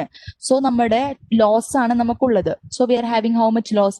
7,000 is the loss. So if there is loss you will be getting income tax benefit. എങ്ങനെയെന്നല്ലേ? ലോസ് ഉള്ളപ്പോൾ നമ്മൾക്ക് ആ ലോസും കൂടെ നമ്മുടെ ഇൻകത്തിൽ നിന്ന് ഡിഡക്ട് ചെയ്തൂടെ? സോ ആ ലോസും കൂടെ നമ്മൾക്ക് ടാക്സ് ഡിഡക്ഷൻ ക്ലെയിം ചെയ്യാലോ. സോ അത്രയ്ക്കും കുറച്ച് ടാക്സ് കൊടുത്താൽ മതി. So while U having a loss your tax income അല്ലെങ്കിൽ ടാക്സ് ലയബിലിറ്റി കുറയും, ടാക്സ് പേ ചെയ്യേണ്ട എമൗണ്ട് കുറയും. So what is it? 7,000 into what is the tax rate? 40%. 2,800 would be your tax benefit. So tax benefit എന്ന് പറയുമ്പോൾ നമ്മൾ എത്ര കൊടുക്കേണ്ടിയിരുന്ന tax കൂടുതൽ കൊടുക്കേണ്ടിയിരുന്നു കൊടുക്കാന്ന് വെച്ചിട്ടുണ്ടെങ്കിൽ there is actual cash outflow happening. So 2,800 രൂപ കുറച്ച് കൊടുത്താൽ മതി. ബിക്കോസ് ഈ ഒരു 7,000 ലോസ് ഉള്ളതിന്റെ പേരിൽ ഈ 7,000ന്റെ 40% ടാക്സ് നമ്മൾക്ക് കുറച്ച് കിട്ടി. സോ ടാക്സ് ഔട്ട്ഫ്ലോ 2,800 കുറഞ്ഞു. So net cash outflow after tax എത്രയായിരിക്കും? This 3,800. 1,000 is the cash flow from sale and ആ ഒരു സെയിൽ ട്രാൻസാക്ഷന് ലോസ് ആണുള്ളത്. ലോസിന്റെ ഇൻകം ടാക്സ് ബെനിഫിറ്റ് എത്രയാ? 2,800. 1,000 plus 2,800 നെറ്റ് ക്യാഷ് ഫ്ലോ എത്രയാ ആഫ്റ്റർ ടാക്സ്? 3,800. ക്ലിയർ ആയോ ആ സിറ്റുവേഷൻ എന്താണ്? ഇത് വേറൊരു രൂപത്തിൽ നമ്മൾ പറഞ്ഞിരിക്കുന്നതാട്ടോ.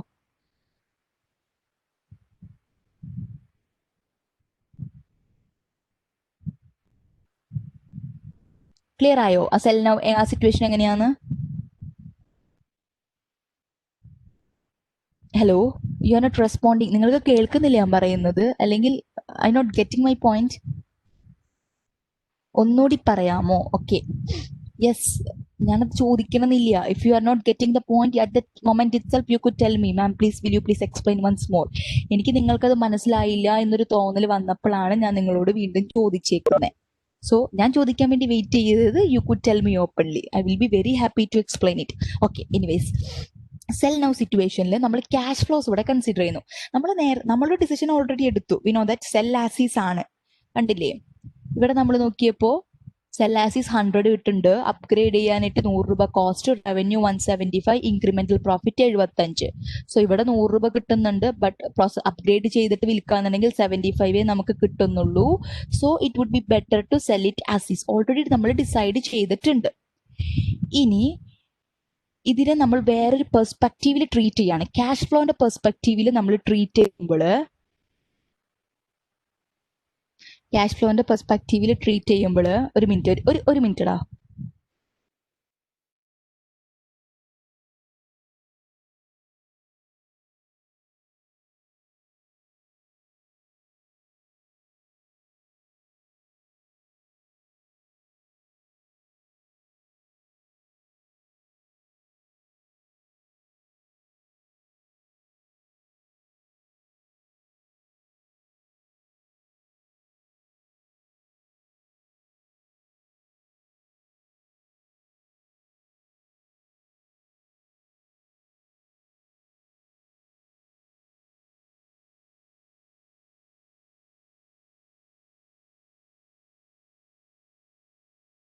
സോ ഹിയർ ഇറ്റ് ഈസ് ഒരു ക്യാഷ് ഫ്ലോയുടെ പെർസ്പെക്റ്റീവിൽ ട്രീറ്റ് ചെയ്തേക്കാം. നമ്മൾ ഈ ഒരു ട്രാൻസാക്ഷന്റെ ക്യാഷ് ഫ്ലോസ് എന്താന്ന് നോക്കുന്നത്. അപ്പൊ എങ്ങനെയാ ക്യാഷ് കിട്ടണ്ടാവുക? വൺ, നമ്മൾ വിൽക്കുമ്പോൾ വിൽക്കുന്ന രൂപത്തിൽ നമ്മൾക്ക് ക്യാഷ് കിട്ടും. സെയിലിൽ നിന്ന് നമുക്ക് ക്യാഷ് കിട്ടും. പിന്നെ എന്താ, ഈ സെയിൽ സമയത്ത് സെയിൽ ചെയ്യുമ്പോൾ നമ്മൾക്ക് ഒന്നില്ലെങ്കിൽ ലാഭമായിരിക്കാം, അല്ലെങ്കിൽ നഷ്ടമായിരിക്കാം. ലാഭമാണെങ്കിൽ ടാക്സ് നമ്മൾ കൊടുക്കണം. We have to pay tax on our profits. And if there is loss, you will be getting tax deduction. Tax deductions കിട്ടും, അല്ലെങ്കിൽ ടാക്സ് റിഡ്യൂസ് ചെയ്ത് കിട്ടും. അപ്പോൾ ടാക്സ് ആയിട്ട് നമ്മൾ പേ ചെയ്യേണ്ടത്, നമ്മൾക്ക് ലോസ് ഉള്ളതിന്റെ പേരിൽ ടാക്സ് പേ ചെയ്യേണ്ട എമൗണ്ട് കുറച്ച് കിട്ടുന്നു. അത് നമ്മൾ ക്യാഷ് ഇൻഫ്ലോ പോലെ ട്രീറ്റ് ചെയ്യുന്നു. സോ അല്ലെ, ഒരു കമ്പ്യൂട്ടർ ആസീസ് വിൽക്കുകയാണെങ്കിൽ 1000 രൂപ 100 റുപ്പീസിനാണ് വിൽക്കാൻ പറ്റുക. So there is actually 10 computer. For 10 computers 100 into 10,000. Next, ഇനി ഇത് ലാഭവും നഷ്ടവും നോക്കുക. സോ 1000 റുപ്പീസിനാണ് നമ്മൾ ആ കമ്പ്യൂട്ടർ വിൽക്കുന്നത്. And computer has been purchased at a cost of 800 റുപ്പീസിന് പർച്ചേസ് ചെയ്തു. അപ്പൊ 800 റുപ്പീസിന് പർച്ചേസ് ചെയ്യാൻ means for 10 computers the cost would be 8000. So 8000 റുപ്പീസിന് പർച്ചേസ് ചെയ്ത കമ്പ്യൂട്ടർ ആണ് നമ്മൾ 100 റുപ്പീസിന് വിൽക്കുന്നുണ്ടാവുക. സോ ആക്ച്വലി 8000 റുപ്പീസിന് പർച്ചേസ് ചെയ്തതാണ് 1000ന് വിൽക്കുന്നുണ്ടാവുക. So you are having a loss of 7000. So loss ഉള്ളതിന്റെ പേരിൽ we could have income tax benefit. ആ ഇൻകം ടാക്സ് ബെനിഫിറ്റ് എത്രയാ? Loss into tax rate. അപ്പൊ ഈ 2800 കുറച്ച് കൊടുത്താൽ മതി ടാക്സ്. ടാക്സ് ഔട്ട്ഫ്ലോ കുറയ്ക്കുന്നു, അതിന്റെ പേര് നമ്മൾ അതിനെ ഇൻഫ്ലോ ആയിട്ട് കൺസിഡർ ചെയ്യുന്നു. So net cash flow after tax എത്രയാ? This cash flow from sale of 1000 plus income tax benefit 2800. So total 1000 plus 2800, 3800. Clear ആണോ? ഓക്കെ, ഇനി അപ്ഗ്രേഡ് ആൻഡ് സെല്ലിന്റെ അടുത്ത് നോക്കാം. അപ്ഗ്രേഡ് ചെയ്ത് സെല് ചെയ്യുകയാണെന്നുണ്ടെങ്കിൽ we have to will be getting revenue of what 175 for one computer അല്ലേ. So 175 for one computer, 10 കമ്പ്യൂട്ടേഴ്സിന് 1750. What is the cost to upgrade? ഒരു കമ്പ്യൂട്ടറിന് 100 cost. So cost to upgrade for 10 computers is 100 into 10,000. 1750 minus 1000. 750 is the cash flow from sale. Okay. What is the cost of goods sold? 8,000. എത്ര രൂപക്ക് 800 റുപ്പീസിന് purchase ചെയ്ത $800 purchase ചെയ്ത computer 10 computers for 8,000. So you are selling it at what 750. So നമുക്ക് എത്രയാ loss ഉള്ളത്? 7,250. 750 minus 8,000, you are having a loss of 7,250. അപ്പൊ ഈ 7,250യുടെ ഇൻകം ടാക്സ് ബെനിഫിറ്റ് എത്രയായിരിക്കും? 7,250 into tax rate 40%, 2,900 would be the income tax benefit. So net cash flow എത്രയായിരിക്കും? 2,900 plus 750, 3,650. Upgrade ചെയ്ത് cell ചെയ്യുകയാണെങ്കിൽ നമ്മുടെ നെറ്റ് ക്യാഷ് ഫ്ലോ 3,650. ഇപ്പൊ സെല് ചെയ്യുകയാണെന്നുണ്ടെങ്കിൽ ക്യാഷ് ഫ്ലോ 3,800. സോ ഇതിൽ ഏതിലാണ് ക്യാഷ് ഫ്ലോ കൂടുതൽ? സെൽ ആസീസ് അല്ലേ? ഇപ്പൊ വിൽക്കുമ്പോഴാണ് ക്യാഷ് ഫ്ലോ കൂടുതൽ. So what will you decide? You will decide to sell it as is because when you sell it as is you are having net cash flow of 3,800, but when you upgrade and sell you will be only having a cash flow of 3,650. So sell നൗവില് 150 cash flow കൂടുതലാണ്. അപ്പൊ നമ്മൾ എന്ത് ചെയ്യും? ഇതിനെ cell now തീരുമാനിക്കും. അത് നമ്മൾ ഓൾറെഡി ഇവിടെ ഡിസൈഡ് ചെയ്തിട്ടുണ്ടായിരുന്നു.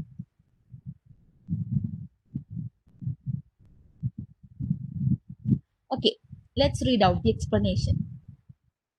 The tax loss is relevant to the decision only because it will shelter other income after tax.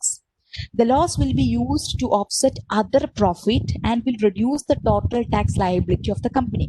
Company മറ്റു പ്രോഫിറ്റുകളൊക്കെ ഉണ്ടെങ്കിൽ ഈ പ്രോഫിറ്റിൽ നമുക്ക് ഈ ലോസിനെ കുറച്ച് കളയാം, എന്നിട്ട് റിമൈനിങ്ങിന് മാത്രം ടാക്സ് കൊടുത്താൽ മതി.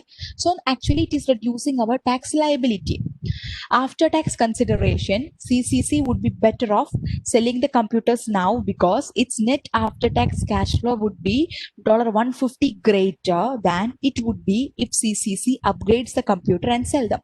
Upgrade ചെയ്ത് കമ്പ്യൂട്ടർ വിൽക്കുന്നതിനെക്കാട്ടിയും $150 ക്യാഷ് ഫ്ലോ കൂടുതലായിരിക്കും സെൽ ഇപ്പൊ വിൽക്കുകയാണെന്നുണ്ടെങ്കിൽ. So the CCC will be deciding to sell the computers as is without making any upgradations. Clear?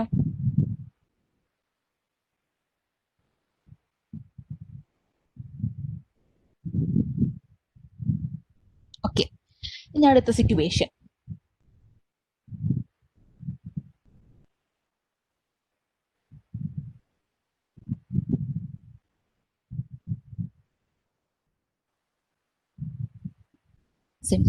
Assume the same conditions as those in example 1, except the CCC has no customer to purchase the computers as is. മറ്റ് conditions ഒക്കെ same തന്നെ കേട്ടോ, except ഇപ്പൊ purchase ചെയ്യാൻ ഒരു കസ്റ്റമറും ഇല്ല.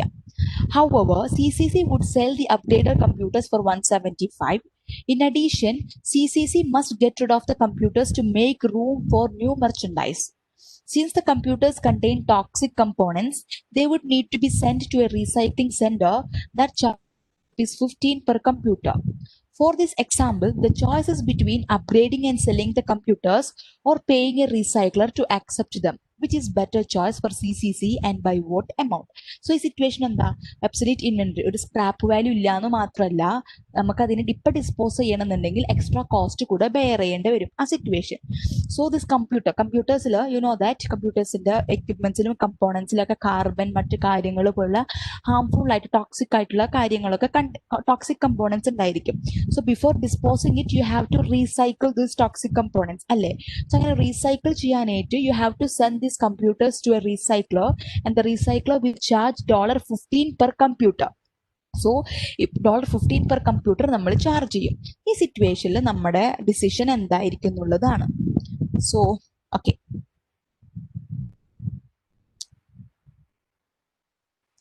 So cell Azeez ഇപ്പൊ വിൽക്കാന്നുണ്ടെങ്കിൽ എത്ര കോസ്റ്റ് ബെയർ ചെയ്യേണ്ടി? ഒരു കമ്പ്യൂട്ടറിന്റെ ആട്ടോ നമ്മൾ എടുക്കുന്നത് $15 you have to bear a loss.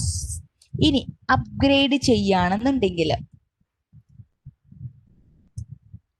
Upgrade ചെയ്യാനുള്ള കോസ്റ്റ് എത്രയാ? $100. അപ്ഗ്രേഡ് ചെയ്തിട്ട് നമ്മൾ കിട്ടുന്ന റവന്യൂ എത്രയാ? $175. So you are having what? Incremental profit of $75.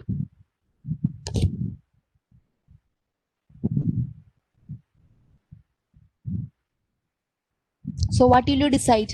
എന്തായിരിക്കും decide ചെയ്യുന്നുണ്ടാവുക?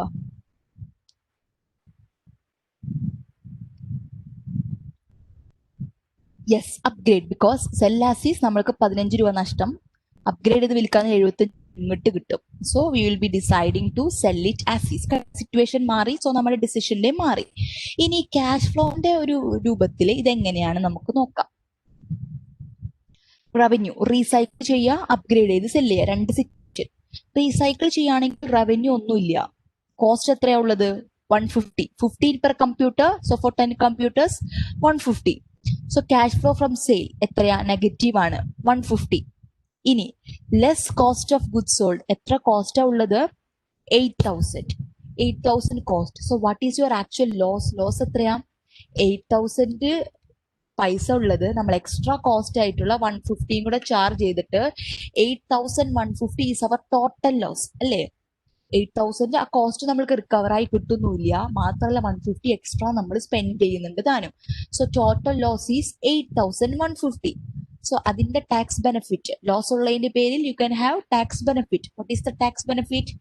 8,150 into 40%, 3,260 is the tax benefit. ഇപ്പൊ നെറ്റ് ക്യാഷ് ഫ്ലോ എത്രയാ? 3,260 ക്യാഷ് ബെനിഫിറ്റ് പ്ലസ് 150 നമ്മുടെ ഔട്ട്ഫ്ലോ ആയിട്ട് പോകുന്നു.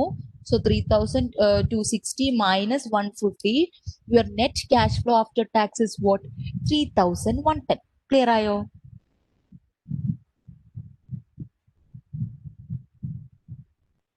ക്ലിയർ ആയോ?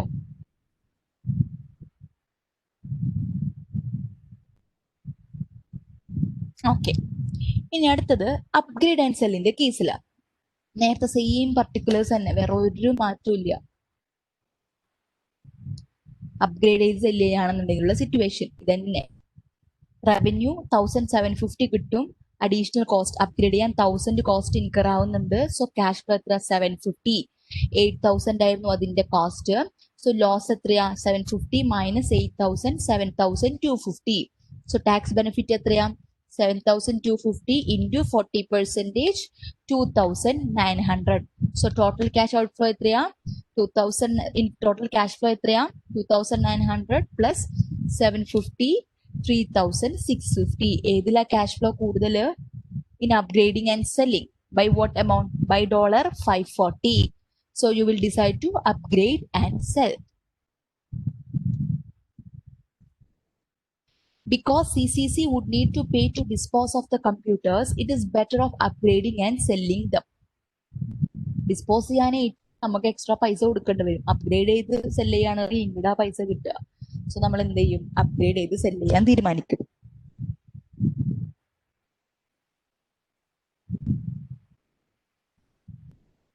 ക്ലിയർ ആണോ?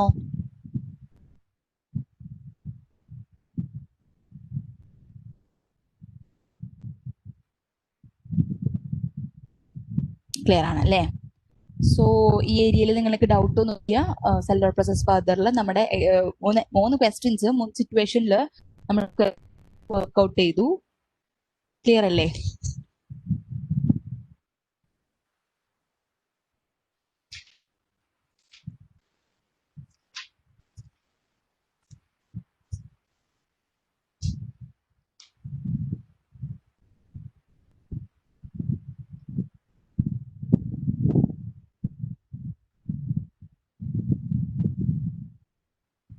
ഓക്കെ, ക്ലിയർ ആണല്ലേ? Okay, done done done.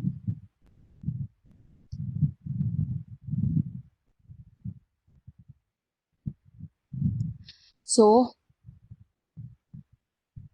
before moving on to the next topic, 3:48, so have a break and join by 4. Break എടുത്തിട്ട് വരിക. അടുത്ത നമ്മൾ ഡിസ്ഇൻവെസ്റ്റ്മെന്റ് ഡിസിഷൻസ് ആണ് എടുക്കാൻ വേണ്ടി പോകുന്നത്. Before moving on with that topic, take a break and come after a break.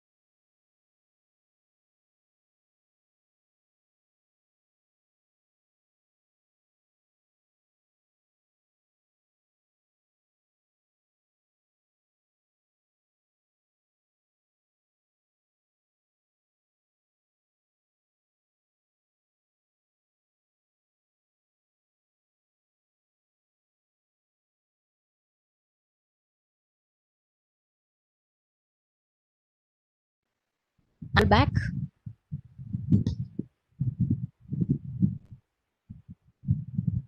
Yes.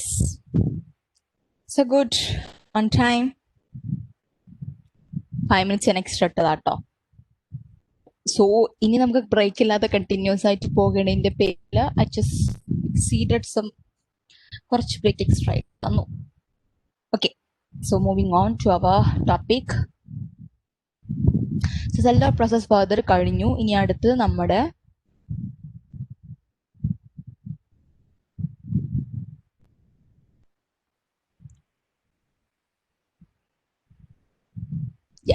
Disinvestment decisions. ഇനി അടുത്ത് നമ്മൾ എടുക്കാൻ പോകുന്ന ടോപ്പിക്കാണ് ഡിസ്ഇൻവെസ്റ്റ്മെന്റ് ഡിസിഷൻസ് എന്ന് പറഞ്ഞിട്ടുണ്ടെങ്കിൽ disinvestment. What is investment? You are adding അല്ലേ, പുട്ട് ഓൺ ചെയ്തുകൊണ്ടിരിക്കുകയാണ് ഇൻവെസ്റ്റ്മെന്റ്. ആഡിങ്, ഇൻവെസ്റ്റ് ചെയ്തുകൊണ്ടിരിക്കുക. Disinvestment means opposite of investment, which means you are reducing. Reduce ചെയ്യാണ്, സ്റ്റോപ്പ് ചെയ്യാണ്. So that is disinvestment. Okay. Disinvestment is the action of selling or liquidating an asset such as a product or product line or a segment of the business such as a subsidiary. It can also be capital expenditure reductions and reallocation of the resources to more productive areas within the organization or project. എന്താ പറയുന്നത്?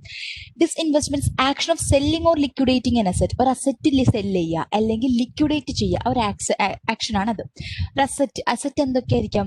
The asset could be a product, ഒരു product ആയിരിക്കാം, ഒരു product line ആയിരിക്കാം, different groups of product ആയിരിക്കാം, അല്ലെങ്കിൽ ഒരു segment of business ആയിരിക്കാം, ലൈക്ക് ദാറ്റ് ഓഫ് സബ്സിഡിയറി. ഒരു സബ്സിഡിയറി പോലെ ബിസിനസിന്റെ ഒരു സെഗ്മെന്റ് ആയിരിക്കാം, ഒരു ഡിവിഷൻ ആയിരിക്കാം, പ്രൊഡക്റ്റ് ആയിരിക്കാം, പ്രൊഡക്റ്റ് ലൈൻ ആയിരിക്കാം. When you are selling it or when you are liquidating it, this is what is called disinvestment. അല്ലാതെ നമ്മുടെ ബിസിനസ് മെയിൻ ആയിട്ട് നമ്മൾ ഉദ്ദേശിക്കുന്ന നമ്മുടെ പ്രൊഡക്റ്റ് ഉണ്ടല്ലോ, വിൽക്കാൻ ഉദ്ദേശിക്കുന്ന ഗുഡ്സ്, ഇൻവെന്ററി നമ്മൾ വിൽക്കുന്നതിന് നമ്മൾ ഡിസ്ഇൻവെസ്റ്റ്മെന്റ് എന്ന് പറയില്ല. It must be an asset. Asset എന്താണെന്ന് അറിയാലോ, അസെറ്റിന്റെ ഒരു ഡെഫിനേഷൻ മീറ്റ് ചെയ്യുന്നത് എന്താണെന്ന് അറിയാലോ.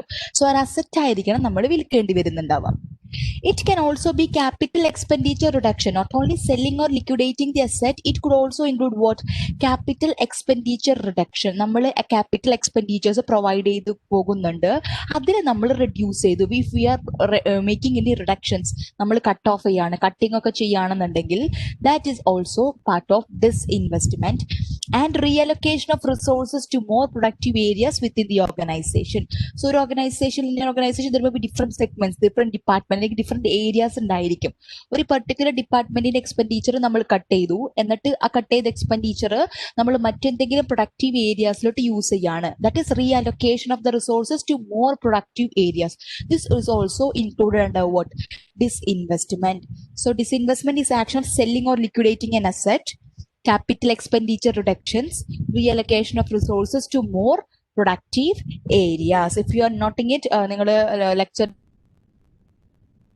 points, ഞാൻ മാർക്ക് ചെയ്യാം. This selling of liquidating an asset, capital expenditure reductions, reallocation of the resources to more productive areas within an organization. So this is what disinvestment is. Please note down these 3 points. And this asset, be specific about this asset. Asset could be a product, or a product ആയിരിക്കാം, product line ആയിരിക്കാം, ഒരു segment ആയിരിക്കാം, അല്ലെങ്കിൽ subsidiary ആയിരിക്കാം, or whatever it may be. It means a part of this business. If you are selling or liquidating a part of this business, or if you are making any capital expenditure reductions in any particular area, when you are making reallocations to these resources, these are all under the disinvestment decisions.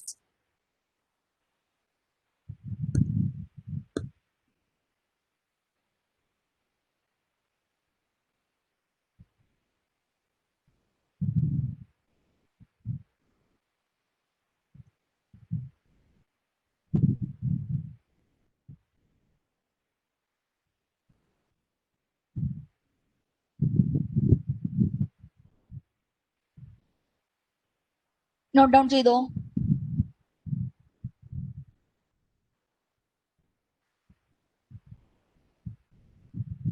Hello guys, note down ചെയ്തോ? Okay. So next term, divestment. Important. Divestment is the process of selling or disposing of an asset. ഇരിക്കുന്ന പാട്ടുണ്ടല്ലോ, selling or liquidating asset. ഈ ഡിസ്ഇൻവെസ്റ്റ്മെന്റിന്റെ ഒരു ഭാഗമാണ് divestment. In this divestment, selling or disposing of an asset, ഒരു asset വിൽക്കുക അല്ലെങ്കിൽ അതിനെ ഡിസ്പോസ് ചെയ്യുക എന്നുള്ളത് മാത്രമാണ് ഡിവെസ്റ്റ്മെന്റ്. ഡിസ്ഇൻവെസ്റ്റ്മെന്റിൽ ഡിവെസ്റ്റ്മെന്റും ഉണ്ട്, ക്യാപിറ്റൽ എക്സ്പെൻഡിച്ചർ റിഡക്ഷൻസ് ഉണ്ട്, റീഅലൊക്കേഷൻ ഓഫ് റിസോഴ്സസ് ഉണ്ട്. So never get confused with this term disinvestment and divestment. Include divestment as well as capital expenditure reductions and reallocation of resources, but divestment is the process of selling or disposing an asset.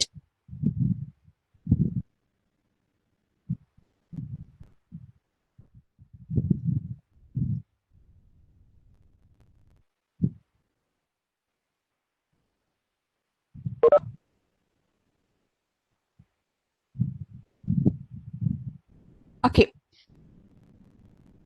Disinvestment situation, divestment situationൽ നമ്മൾ എങ്ങനെ decide ചെയ്യും? How will our decision will be based on? ഇപ്പോൾ make or buy decision, sell or process further decision, special order decisionസിലൊക്കെ നമ്മൾ പറഞ്ഞു make or buy ആണെങ്കിൽ we need to compare with the make cost and buy cost. In special order decisions, you have to compare the cost of accepting the special order, your direct cost of production and opportunity cost must be compared. And in sell or process further, you will be taking the incremental revenues, incremental cost, or incremental operating income. So these are the criteria that you will employ in deciding whether to accept a particular decision or not. So in this disinvestment area, your decision will be solely based on the profit. What the profit would be under both the current situation and what if would be if the funding reduced or the product or segment terminated. So what is the current profit? The current profit is that profit will be compared with the profit. മാം ഇവിടെ ഭയങ്കര മഴയും മഴയുമാ, എന്താ മാം ഇവിടെ ഭയങ്കര മഴയും ഇടിയുമാ. Just moment. അപ്പൊ network കിട്ടുന്നില്ല. ബിൻസി, സൗമ്യ, നിങ്ങൾ ഏത് ഭാഗത്താ? നെറ്റ്വർക്ക് ഉണ്ട്, പത്തനംതിട്ടയിലാണ് മാം. ഓക്കെ, നല്ല മഴയും ഇടിയുണ്ട്. അപ്പൊ നിനക്ക് നെറ്റ്വർക്ക് കിട്ടുന്നില്ലാന്നോ കേൾക്കുന്നില്ലാന്നോ, എന്താ പ്രോബ്ലം? മഴയും ഇടിയും കാരണം പേടിയാണോ? ഇടി മാം. സോ ഓരോ ഇടി വെട്ടണനുസരിച്ചിട്ട് പേടിക്കുന്നുണ്ടോ?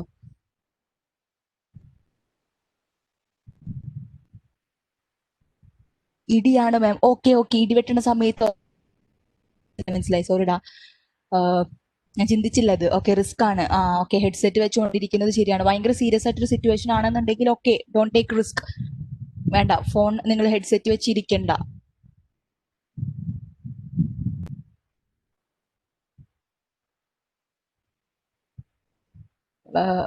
നിങ്ങൾ ജസ്റ്റ് ഫോണൊന്നും കയ്യിൽ വെക്കണ്ട.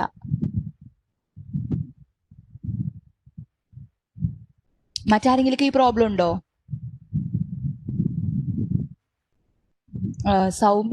സൗമ്യ വേറെ ആരാ? സൗമ്യ രണ്ട് സൗമ്യമാര്, Binsy. You could leave, no problem. Recorded class കിട്ടുമല്ലോ, അത് ഡിപ്പെൻഡ് ചെയ്യാമെങ്കിൽ okay. I would not suggest. Headset വെച്ച് അല്ലെങ്കിൽ ഫോൺ നിങ്ങൾ യൂസ് ചെയ്യുന്നത് ഈ സമയത്ത് റിസ്ക് ആണ്. എവിടെ പോയി അവര്?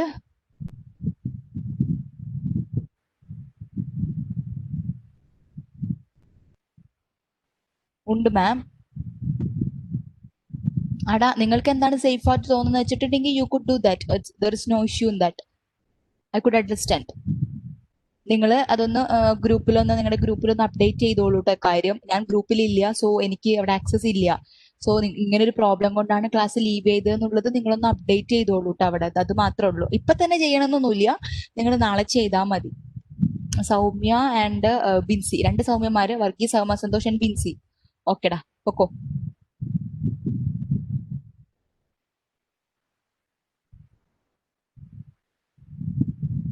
ഓക്കെ.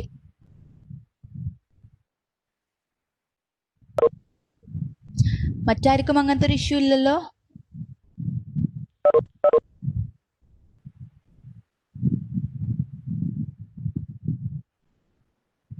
ഇല്ല. ഓക്കെ ഓക്കെ, നമുക്ക് ക്ലാസ് കണ്ടിന്യൂ ചെയ്യല്ലേ?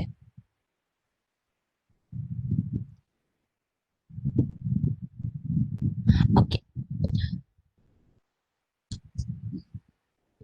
നിങ്ങൾക്ക് പരസ്പരം ഒന്ന് കോണ്ടാക്ട് ഒക്കെ ഉണ്ടെന്നുണ്ടെങ്കിൽ ജസ്റ്റ് എന്താണെന്നുള്ള ഡൗട്ട്സും കാര്യങ്ങളൊക്കെ ഉണ്ടെങ്കിൽ പരസ്പരമൊക്കെ ഡിസ്കസ് ചെയ്യാം കേട്ടോ. Okay. So in this investment decision, how you make the decision, you will be comparing the profit. Current situation എന്താ പ്രോഫിറ്റ് നോക്കുക.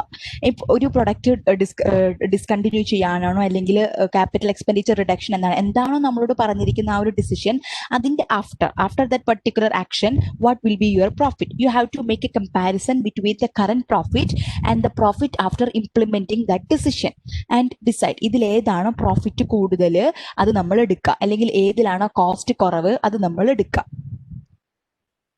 What the profit or cost depending on the circumstances would be under both the current situation and what it would be if the funding were reduced or the product or segment was terminated. ഇനി capital expenditure reduction ആണെങ്കിൽ ആ action ശേഷമുള്ളത്, അല്ലെങ്കിൽ ആ ഒരു product അല്ലെങ്കിൽ segment terminate ചെയ്യാനാണെങ്കിൽ അതിന് ശേഷമുള്ള profit. You have to compare the current profit with that of the profit with the profit after the action has been implemented and compare with this profit. The decision is then based upon which option provides a greater benefit. ഏറ്റവും കൂടുതൽ benefit provide ചെയ്യുന്നത് ഏത് option ആണെന്ന് നോക്കുക. Choose that option. Current സിറ്റുവേഷനിലാണ് കൂടുതൽ profit എന്നുണ്ടെങ്കിൽ current situation പോലെ പോകുക.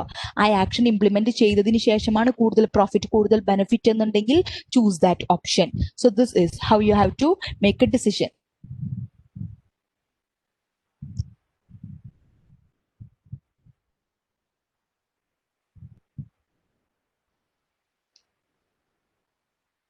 Okay, moving on to the next slide.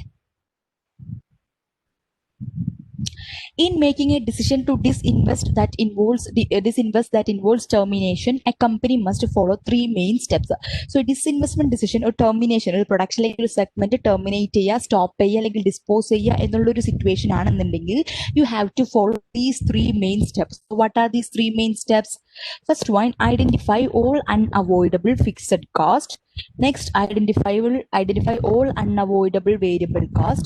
Identify all avoidable cost. Actually speaking, identify all the relevant cost. You have to make a separation between the relevant cost and the irrelevant cost. Relevant cost only what the relevant. First of all, identify all unavoidable fixed cost and that will not go away, will not get avoided. Choose whether to terminate that segment terminate, otherwise whether to keep that asset, whether terminate. ഈ രണ്ട് decisions എടുത്താലും the fixed cost will go continue. Such fixed costs are unavoidable. Identify avoidable fixed cost. Identify all unavoidable variable cost. എല്ലാ unavoidable variable cost-നെയും identify ചെയ്യുക. That would continue even if the product or segment were terminated. ആ ഒരു product അല്ലെങ്കിൽ ആ ഒരു segment terminate ചെയ്താലും continue ചെയ്യാവുന്ന variable കോസ്റ്റുകൾ ഉണ്ടായിരിക്കും. So we have to identify those unavoidable variable cost. So these unavoidable variable cost and this unavoidable fixed cost are not relevant to our decision making. അത് രണ്ടിനെയും identify ചെയ്തിട്ട് നമ്മൾ അതിനെ മാറ്റി വെച്ചേക്കാം. നമ്മൾക്ക് ആവശ്യമില്ല, നമ്മുടെ ഡിസിഷൻ മേക്കിങ്ങിൽ അതിനെ നമ്മൾ ഇൻക്ലൂഡ് ചെയ്യേണ്ട ആവശ്യമില്ല. Next, identify all avoidable cost. എല്ലാ അവോയ്ഡബിൾ കോസ്റ്റുകളെയും നമ്മൾ ഐഡന്റിഫൈ ചെയ്യുക. Avoidable cost are relevant to our decision making. എന്താണ് avoidable cost? Avoidable cost are those cost which will get avoided if we select an alternative. നമുക്ക് രണ്ട് alternative ഉണ്ട്, അതിൽ ഏതെങ്കിലും ഒരു ഓൾട്ടർനേറ്റീവ് നമ്മൾ സെലക്ട് ചെയ്യുകയാണെന്നുണ്ടെങ്കിൽ ഈ കോസ്റ്റ് അവോയ്ഡ് ആയിരിക്കും, അല്ലെങ്കിൽ ഏതെങ്കിലും ഒരു ഓൾട്ടർനേറ്റീവിൽ നമ്മൾക്ക് ഈ കോസ്റ്റ് വരുള്ളൂ. അങ്ങനത്തെ ഡിഫർ ചെയ്യുന്ന കോസ്റ്റ് ആണ് avoidable cost. So we have to identify all avoidable cost, or we have to identify all relevant cost. Avoidable cost, there could be avoidable fixed cost, there could be avoidable variable cost. That will be incurred only if the division continues to operate, and compare this to the revenue generated by the product or segment. So we have to compare this relevant cost with the revenue. ആ ഒരു product അല്ലെങ്കിൽ ആ ഒരു സെഗ്മെന്റിന്റെ റവന്യൂമായിട്ട് നമ്മൾ compare ചെയ്യാം. And compare the revenue with this relevant cost. എന്നിട്ട് compare ചെയ്തിട്ട് നമ്മൾ പ്രോഫിറ്റ് ആണോ ലോസ് ആണോ നോക്കുക. പ്രോഫിറ്റ് ആണെങ്കിൽ continue to operate that division അല്ലെങ്കിൽ ആ ഒരു സെഗ്മെന്റ് നമ്മൾ കണ്ടിന്യൂ ചെയ്തു പോകുക. If you are having a loss, yes, discontinue that division അല്ലെങ്കിൽ ടെർമിനേറ്റ് ദാറ്റ് ഡിവിഷൻ അല്ലെങ്കിൽ ആ ഒരു സെഗ്മെന്റിന് നമ്മൾ ടെർമിനേറ്റ് ചെയ്യാം. This is how you have to make a decision. You have to compare the relevant cost with the revenue from that particular segment. ഏത് segment ആണോ നമ്മൾ terminate ചെയ്യാൻ ഉദ്ദേശിക്കുന്നത്, ഏത് അസറ്റിനെയാണോ ഡിസ്പോസ് ചെയ്യാൻ വേണ്ടി ഉദ്ദേശിക്കുന്നത്, you have to compare the relevant cost associated with that segment or asset with the revenue generated from that asset or segment, and compare and determine whether you are having a profit or whether you are having a loss. If you are having a profit, decide to continue. If you are having a loss, discontinue. Clear?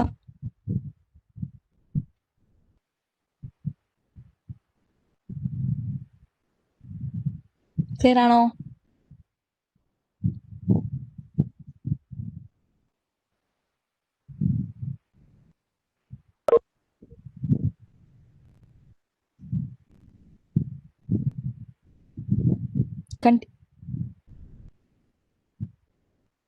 Clear ആണോ? എവിടെ? Yes, okay.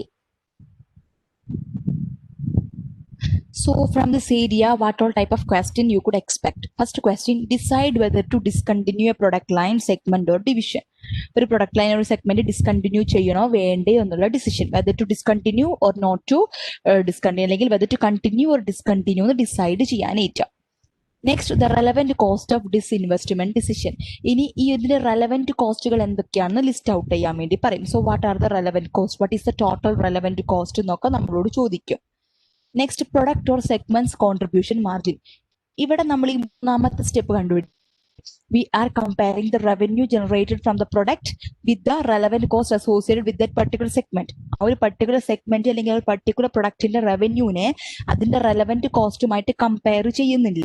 So compare ചെയ്യുമ്പോൾ അല്ലെങ്കിൽ from this revenue if you are deducting the relevant cost associated with the product or segment, what you get, എന്താണ് നമ്മൾക്ക് end ആയിട്ട് കിട്ടുന്നത്, അതാണ് product or segment's contribution margin. അതാണ് സെഗ്മെന്റ്സ് കോൺട്രിബ്യൂഷൻ മാർജിൻ എന്താണെന്ന് നമ്മളോട് ചോദിച്ചേക്കാം. So that is it, you have to include it. The amount by which a company's contribution or profit will increase or decrease as a result of a specific action, whether it could be selling of any division, termination ആയിരിക്കാം, whether it could be capital reduction or reallocation of resources, എന്തെങ്കിലും ആയിക്കോട്ടെ. After implementing that particular action, what would be the change in the company's contribution margin or the profit?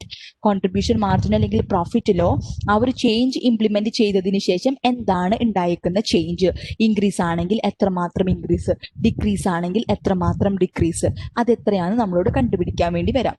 So these are the different types of question you could expect from this area. Decide whether to continue or discontinue. Relevant കോസ്റ്റുകൾ എന്താണെന്ന് ചോദിച്ചേക്കാം. Product അല്ലെങ്കിൽ സെഗ്മെന്റിന്റെ contribution margin കണ്ടുപിടിക്കാൻ പറഞ്ഞേക്കാം.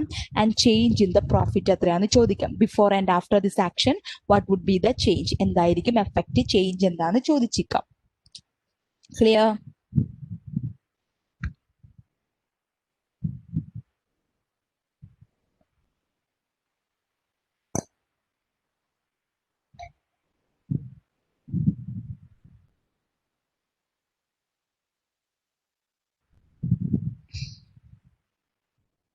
Okay. So let's do some of the example questions.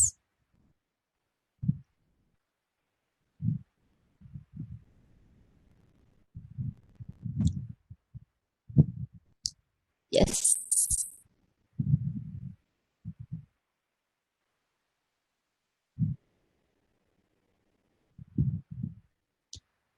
Okay. Here comes.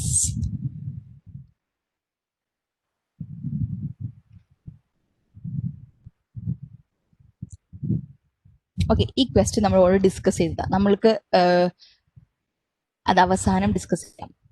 Means മറ്റു questions ഒക്കെ discuss ചെയ്തതിന് ശേഷം നമുക്ക് ചെയ്യാം.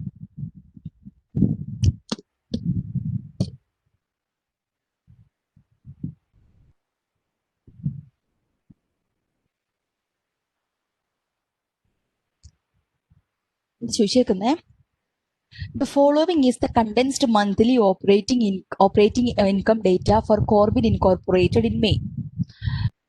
Corbin Incorporated is having 2 stores. ആ കമ്പനിക്ക് 2 സ്റ്റോർ ഉണ്ട്, അർബൻ സ്റ്റോർ ഉണ്ട്, സബർബൻ സ്റ്റോർ ഉണ്ട്.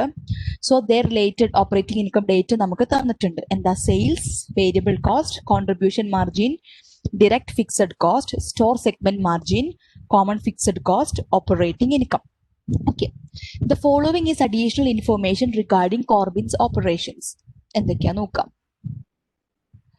1/4 of each store's direct fixed cost would continue if either store were closed. So common fixed cost, direct fixed cost എന്താ? 20,000, 40,000 നമുക്ക് direct fixed cost തന്നിട്ടുണ്ട്. So 1/4 of each store's direct fixed cost, ഓരോ സ്റ്റോർസിന്റെയും direct fixed costന്റെ 1/4 would continue if either store were closed. ഇത് ഏതെങ്കിലും ഒരെണ്ണം close ചെയ്താൽ, ഇപ്പൊ urban സ്റ്റോറിന്റെ ഇതാണ്, അർബൻ സ്റ്റോർ ക്ലോസ് ആയാലും ഇല്ലെങ്കിലും സബർബൻ സ്റ്റോർ ക്ലോസ് ആയാലും ഇല്ലെങ്കിലും ഇവരുടെ ഡയറക്റ്റ് ഫിക്സ്ഡ് കോസ്റ്റിന്റെ 1/4 പോർഷൻ കണ്ടിന്യൂ ചെയ്തുകൊണ്ടിരിക്കും.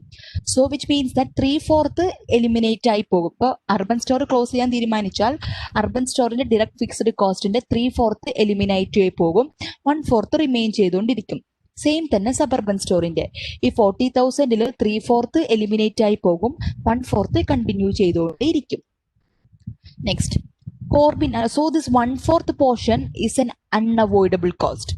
3/4 portion is avoidable. കാരണം 1/4 കണ്ടിന്യൂ ചെയ്തുകൊണ്ടിരിക്കുന്ന വെച്ചിട്ടുണ്ടെങ്കിൽ 3/4 എലിമിനേറ്റ് ആയി പോകും. So that 3/4 is avoidable cost, relevant. This 1/4 is unavoidable cost, not relevant. Next, Corbin allocates common fixed cost to each store on the basis of sales dollars. Corbin allocates common fixed cost to each store on the basis of sales dollars. ഈ common fixed cost ആയിട്ടുള്ള 10,000 ഓരോ സ്റ്റോറിനും അവർ സെയിൽസിന് വെച്ചിട്ടാണ് allocate ചെയ്യുന്നത്. So അത് നോക്കിയേ. So total common fixed cost എത്രയാ? 10,000 ആണ്. Urban സ്റ്റോറിന്റെ sale എത്രയാ? 80,000 120,000.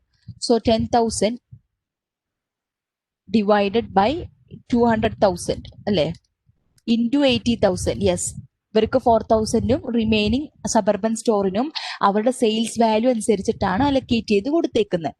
സോ അതിനൊരു ഇംപ്ലിക്കേഷൻ ഉണ്ട്. ആർക്ക് സെയിൽസ് ഇല്ല എന്നുണ്ടെങ്കിൽ കോമൺ ഫിക്സ്ഡ് കോസ്റ്റ് കോമൺ, അതവിടെ ഇല്ലാതാകുന്നൊന്നുമില്ല.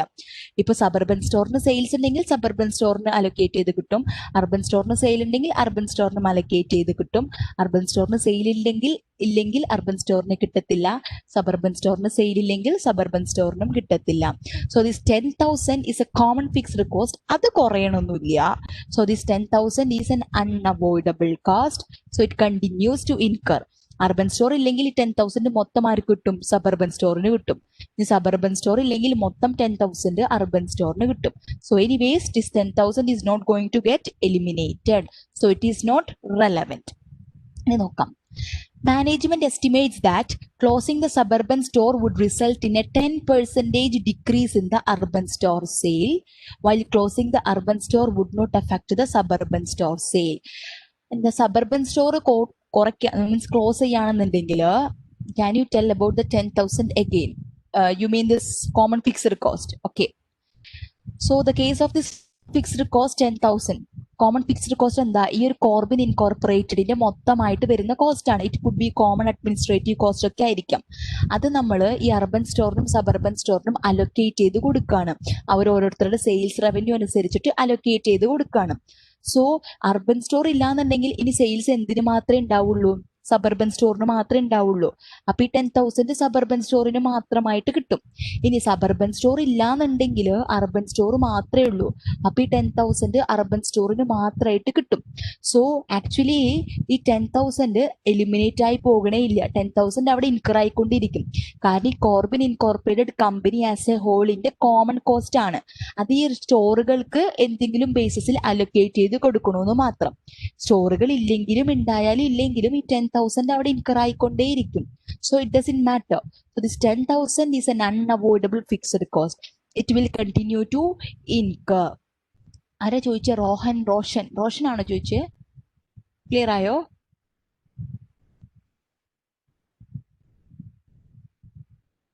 Got it all. Okay. So management estimates that closing the suburban store would result in a 10% decrease in the urban store sales, while closing the urban store would not affect the suburban store sale. ഈ suburban store close ചെയ്യുകയാണെന്നുണ്ടെങ്കിൽ നമ്മുടെ urban സ്റ്റോറിന്റെ സെയിൽസിൽ 10% കുറവുണ്ടായിരിക്കും. പക്ഷെ urban store close ചെയ്തിട്ടുണ്ടെങ്കിൽ suburban സ്റ്റോറിനെ അത് അഫക്ട് ചെയ്യുന്നില്ല. So when you decide to close the suburban store it will affect the urban store also. എങ്ങനെ? സബർബൻ സ്റ്റോർ ക്ലോസ് ചെയ്താൽ അർബൻ സ്റ്റോറിന്റെ 10% സെയിൽ കുറയും. The operating results of for May are representative of all month. ഇത് മെയിലത്തത് എല്ലാ മന്തിലത്തെ പോലെയാണ്. Almost എല്ലാ മന്തിലും same ആണ്, മെയിലത്തെ പോലെ തന്നെയാണെന്നാണ് പറഞ്ഞേക്കുന്നത്. So our question is, a decision by Corbyn to close the suburban store would result in a monthly increase in Corbyn's operating income of. So when you decide to close the suburban store, ഈ suburban store നമ്മൾ close ചെയ്യാൻ തീരുമാനിക്കുകയാണെങ്കിൽ ഈ കോർബിന്റെ operating ഇൻകത്തിൽ എന്ത് ചേഞ്ചാ വന്നിരിക്കുന്നത്? Increase ആണോ decrease ആണോ എന്നാണ് ചോദിച്ചേക്കുന്നത്.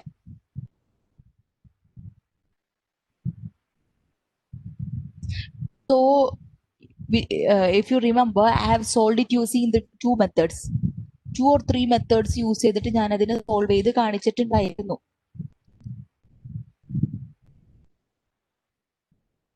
Okay, first ഇനി സബർബൻ സ്റ്റോർ ക്ലോസ് ചെയ്യുകയാണെന്നുണ്ടെങ്കിൽ നമുക്ക് നോക്കാം situation.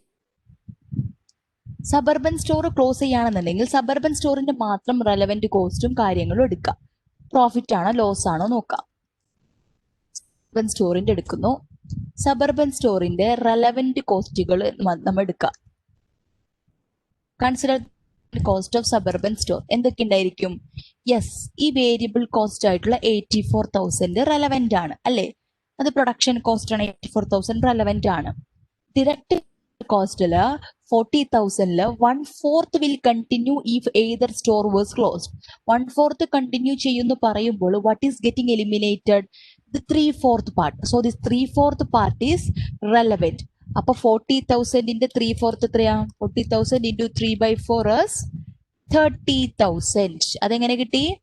40,000 into 3/4. Next direct fixed cost. ഇനി എന്താ? Common fixed cost. Is it relevant to us? Common fixed cost relevant ആണോ? അല്ല. So what are the relevant costs? ഇത്രേ കോസ്റ്റ് ഉള്ളൂ. വേരിയബിൾ കോസ്റ്റും ഡയറക്റ്റ് ഫിക്സഡ് കോസ്റ്റും കോമൺ ഫിക്സഡ് കോസ്റ്റും. So the relevant cost is 30,000 plus 84,000 114,000 അല്ലേ? Then compare it with the revenue. Revenue എത്രയാണ് suburban സ്റ്റോറിൽ നമുക്ക് കിട്ടുന്നത്? 120,000. സോ സെഗ്മെന്റ് മാർജിൻ എത്രയാ? Segment margin is equal to this 120,000 minus 114,000. എത്രയാ വരിക? 6,000. So here, when you compare suburban store in the relevant cost matram compare ചെയ്യുമ്പോൾ you are having a revenue of 120,000 and the relevant cost is only what 114,000. So actually relevant cost matram compare ചെയ്യുമ്പോൾ you are having a profit of 6,000. ഇനി ഈ suburban store നമ്മൾ close ചെയ്താൽ ഈ 6,000 profit കിട്ടുമോ? Will you get the 6,000 profit?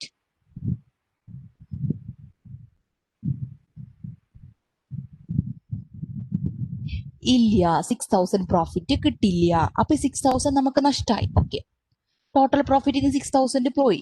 ഇനി അടുത്തത്, when you close the suburban store, urban സ്റ്റോറിന്റെ 10% സെയിൽ കുറയുമെന്ന് പറഞ്ഞു അല്ലേ? പറഞ്ഞിട്ടുണ്ടോ? If what is the 10% sale കുറയാണെന്നുണ്ടെങ്കിൽ what would be the contribution അത് എഫക്ട് ചെയ്യും അല്ലേ? ഇപ്പൊ 80,000 സെയിൽ 10% കുറഞ്ഞിട്ട് 72,000 ആവുമ്പോ നമ്മുടെ കോൺട്രിബ്യൂഷൻ മാർജിനും കുറയും അല്ലേ? So what would be the contribution margin? If sale decreased by 10%, contribution margin will also decrease by 10%. If sale increased by 10%, contribution margin will also increase by sale.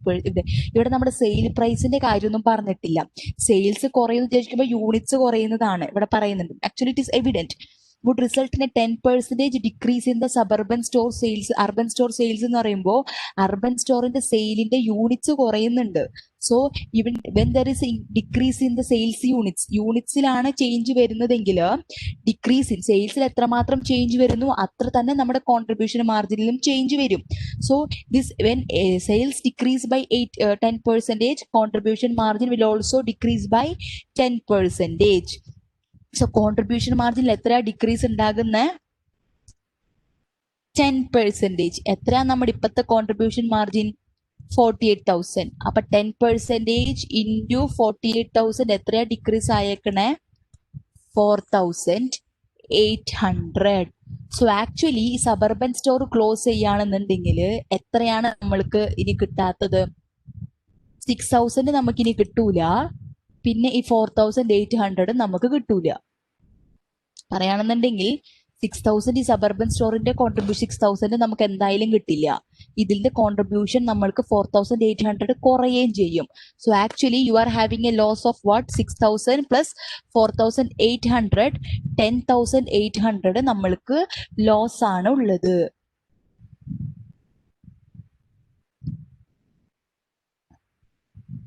So what is the decrease in the operating income? The decrease in the operating income is this 10,800. ഇവിടെ എന്താ കണ്ടേക്കെന്നറിയോ? നമ്മൾ ആ direct decrease നേരിട്ട് കണ്ടുപിടിച്ചു. ഇനി 14,000 ഉണ്ടാകും. Okay, ഇതൊരു മെത്തേഡാണ്. Are you clear with this method? നമ്മളോട് എന്താ ചോദിച്ചിരിക്കുന്നത്? What is change? ആ ഒരു ഇൻക്രീസ് അല്ലെങ്കിൽ ഡിക്രീസ് എത്രയാണെന്നാ ചോദിച്ചേക്കുന്നത്. സോ നമ്മൾക്കത് നേരിട്ട് കണ്ടുപിടിക്കാം. ഇങ്ങനെ സബർബൻ സ്റ്റോർ സ്റ്റോപ്പ് ആവാന്നുണ്ടെങ്കിൽ first we have to compare the relevant cost of suburban store with the revenue. Relevant കോസ്റ്റിന് റവന്യൂമായിട്ട് നമ്മൾ കമ്പയർ ചെയ്യുമ്പോൾ വി നോ ദാറ്റ് നമ്മൾക്കൂടെ ഒരു പോസിറ്റീവ് ആയിട്ടൊരു പ്രോഫിറ്റ് ഉണ്ട്. 6,000 പ്രോഫിറ്റ് ഉണ്ട്. ഈ സബർബൻ സ്റ്റോർ നമ്മൾ സ്റ്റോപ്പ് ചെയ്യാൻ തീരുമാനിച്ചിട്ടുണ്ടെങ്കിൽ ഈ പ്രോഫിറ്റ് നമുക്കിനി കിട്ടില്ല. സോ 6,000 നമ്മൾക്ക് നഷ്ടമായി. ഓക്കെ, ഇനി സബർബൻ സ്റ്റോർ നിർത്താൻ തീരുമാനിച്ചാൽ അർബൻ സ്റ്റോറിന്റെ സെയിലിൽ 10% ഡിക്രീസ് ആകും. സെയിൽസിൽ 10% ഡിക്രീസ് ആകുമ്പോൾ കോൺട്രിബ്യൂഷൻ മാർജിനിലും 10% ഡിക്രീസ് ആകും. സോ കോൺട്രിബ്യൂഷൻ മാർജിൻ എത്രയാ? 48,000. ആ 48,000 10% 4,800. സോ ആക്ച്വലി നമ്മൾക്ക് എത്രയാണ് ടോട്ടൽ നഷ്ടാവുന്നത്? 6,000 segment margin of suburban store plus contribution margin of 10% from urban store. So 4,800 plus 6,000 10,800 മൊത്തത്തിൽ നമ്മൾക്ക് നഷ്ടമാകും. ക്ലിയറോ?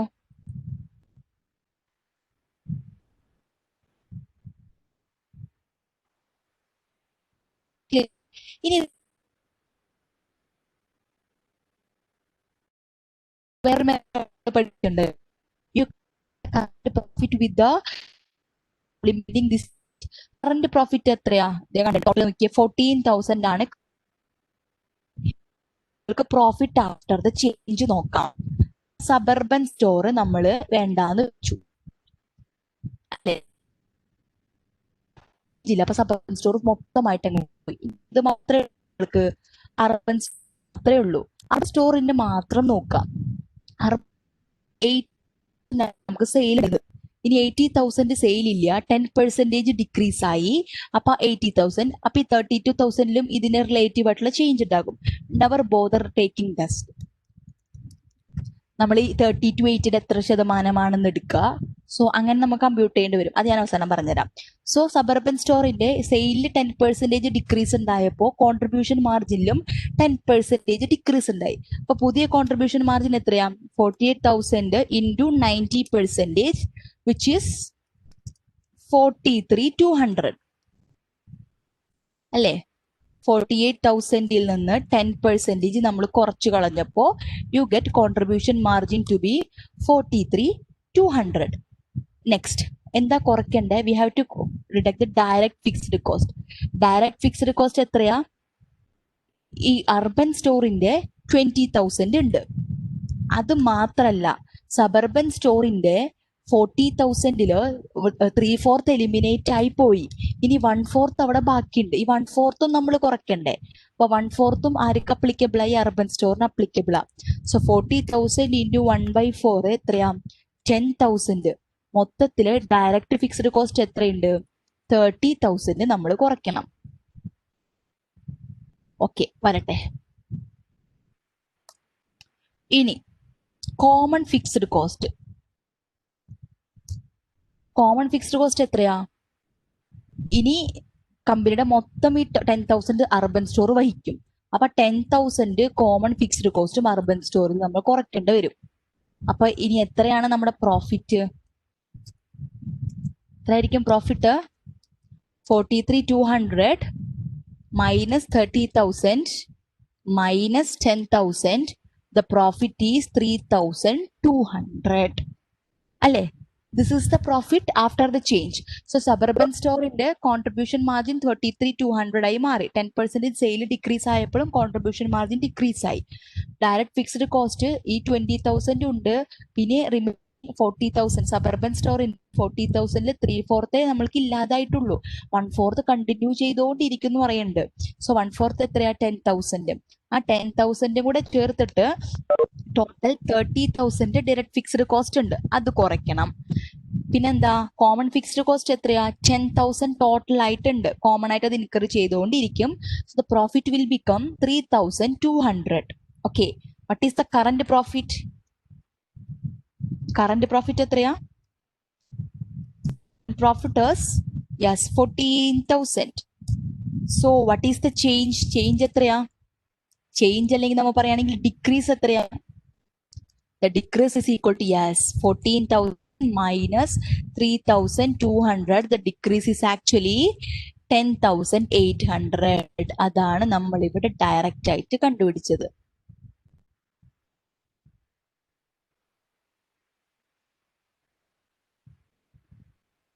ക്ലിയർ ആയോ? യെസ്. ഇനി അടുത്തൊരു എക്സ്പ്ലനേഷൻ. ഈ സെയിൽ കുറഞ്ഞപ്പോൾ എങ്ങനെ കോൺട്രിബ്യൂഷൻ മാർജിനും 10% കുറഞ്ഞു എന്നും. സോ ആക്ച്വലി നമ്മൾ നോക്കുകയാണെന്നുണ്ടെങ്കിൽ നമ്മൾ നോക്കുക, ഇപ്പൊ സെയിൽ എത്രയാ? 80. സോ കോൺട്രിബ്യൂഷൻ മാർജിൻ റേഷ്യോ നമ്മൾ എടുത്ത് നോക്കുകയാണെന്നുണ്ടെങ്കിൽ എത്രയാണ്? 48,000 ഡിവൈഡഡ് ബൈ 80,000 എത്രയാണ്? 60% ആണ് തോന്നുന്നത്. 48,000 ഡിവൈഡ് ബൈ 80,000 60% ആണ് കോൺട്രിബ്യൂഷൻ മാർജിൻ. ഇപ്പൊ നമ്മുടെ സെയിൽസ് ഡിക്രീസ് ആയി. അപ്പൊ സെയിലിന്റെ 60% ആണ് നമുക്ക് കോൺട്രിബ്യൂഷൻ വരുന്നത് കേട്ടാ. സോ സെയിൽസ് ഡിക്രീസ് ആയി. സെയിൽസ് എത്രയായി മാറി? സെയിൽസ് 80,000 എന്നുള്ളത് 10% കുറഞ്ഞിട്ട് എത്രയായിട്ട് മാറി? 72,000 ആയിട്ട് മാറി. അപ്പൊ കോൺട്രിബ്യൂഷൻ മാർജിൻ എന്തായിരിക്കും?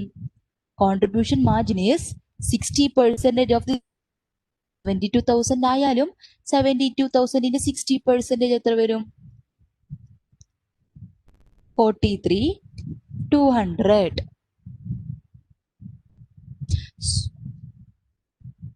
ക്ലിയർ ആണോ?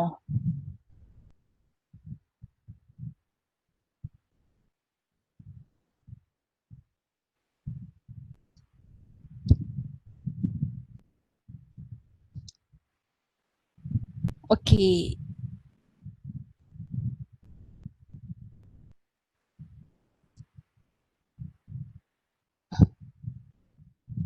ഇതുമായിട്ട് റിലേറ്റ് ചെയ്തിട്ടുള്ള അടുത്ത question. Corbin is considering a promotional campaign at the suburban store that would not affect the urban store. Increasing annual promotional expense at the suburban store by 60,000 in order to increase the store sales by 10% would result in a monthly change in Corbin's income of. So Corbin is considering a promotional campaign at the suburban store. Suburban സ്റ്റോറിൽ ഇപ്പൊ നോക്കുകയാണെന്നുണ്ടെങ്കിൽ in suburban store having a loss അല്ലേ? Suburban സ്റ്റോറിൽ നോക്കുകയാണെന്നുണ്ടെങ്കിൽ നമ്മൾക്ക് operating income, operating loss ആണ് 10,000. So അവിടെ കൂടുതൽ സെയിലൊക്കെ കൂട്ടാൻ വേണ്ടിയിട്ട് what is the company? The company is considering a promotional campaign. അത് അർബൻ സ്റ്റോറിനൊന്നും അഫക്ട് ചെയ്യുന്നില്ല, സബർബൻ സ്റ്റോറിന് മാത്രം ലക്ഷ്യം വെച്ചുകൊണ്ടുള്ള ഒരു പ്രൊമോഷണൽ ക്യാമ്പയിൻ ആണ്. Increasing annual promotional expense at the suburban store by 60,000 in order to increase the store sales by 10% would result in a monthly change in Corbin's income of.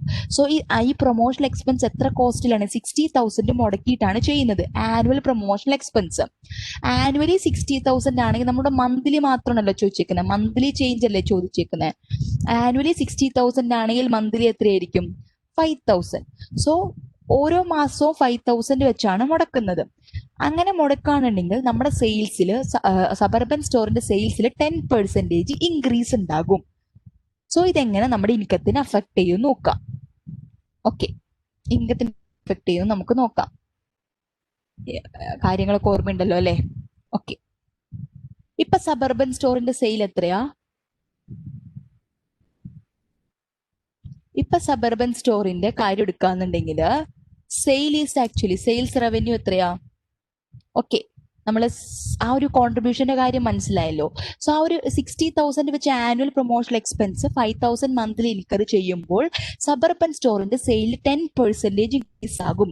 If sale increases by 10%, what would be the contribution margin? The contribution margin will also increase by 10%. So contribution margin ഇപ്പൊ എന്തായിരിക്കും? 36,000 plus 10%. Contribution margin എന്തായിരിക്കും? Contribution margin would be 39,600 അല്ലേ? Then find less നമ്മുടെ direct fixed cost എത്രയാ? 40,000 നമ്മൾ കുറയ്ക്കുക, വീണ്ടും കണ്ടുപിടിക്കുക. പിന്നെന്താ? കോമൺ ഫിക്സഡ് കോസ്റ്റ് എത്രയാ? 6,000 കുറയ്ക്കുക. ഇനി എന്താ? ഈ പ്രൊമോഷണൽ കോസ്റ്റും കൂടെ നമ്മൾ കുറയ്ക്കണ്ടേ? സബർബൻ സ്റ്റോറിന് മാത്രമുള്ള കോസ്റ്റ് അല്ലേ? എത്ര പ്രൊമോഷൻ കോസ്റ്റ്? മന്ത്ലി എത്രയാ നമ്മൾ ഇൻകർ ആക്കുന്നത്? 5,000. അതെങ്ങനെ കിട്ടി? 60,000 ആനുവലി ആണ്, divided by 12, 5,000. So what would be the income? Income എന്താകും suburban സ്റ്റോറിന്റെ? Income is equal to 39,600 minus 40,000 minus 6,000 minus 5,000, 11,400.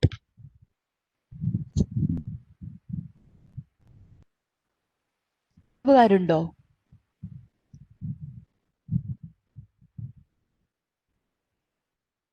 Do we have any use?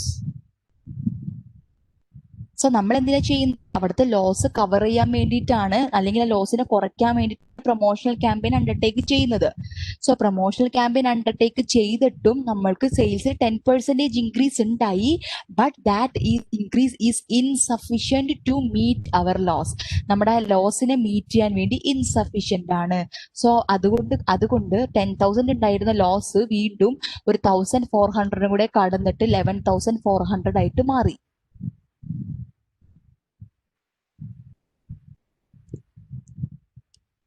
Clear ആയോ? സോ കോർബിന്റെ ഇൻകത്തിൽ എന്താ ചേഞ്ച് ഉണ്ടായേ? വീണ്ടും 1,400 വീണ്ടും ലോസ് ആയി.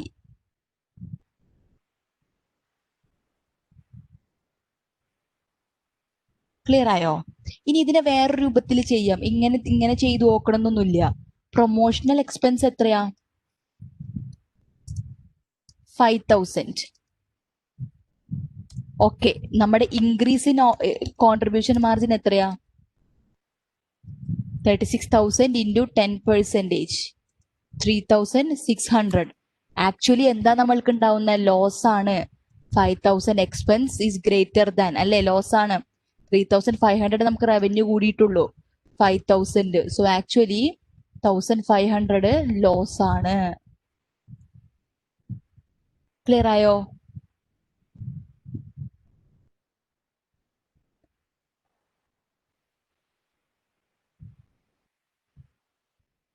Okay.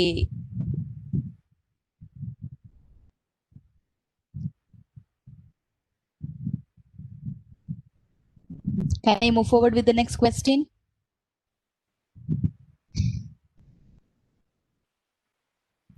Yes, here comes.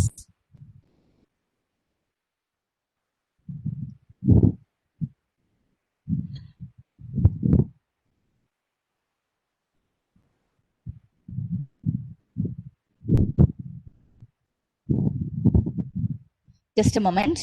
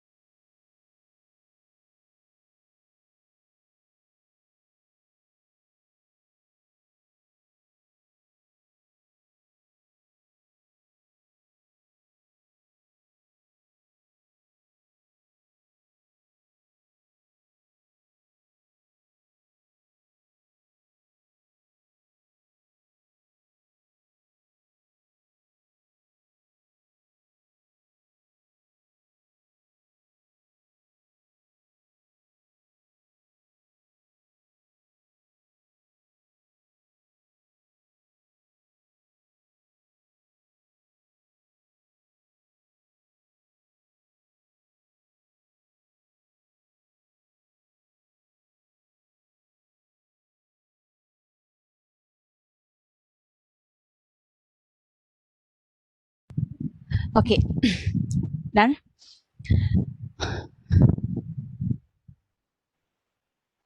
Okay. One half of the suburban store's dollar sales are from items sold at variable cost to attract customers to the store. Corbett is considering the deletion of these items, a move that would reduce the suburban store's direct fixed expenses by 15% and result in a 20% loss of the suburban store's remaining sales volume. This change would not affect the urban store. A decision by Corbyn to eliminate the items sold at cost would result in a monthly increase in Corbyn's operating income of. എന്താ ചോദിച്ചേക്കുന്നേ?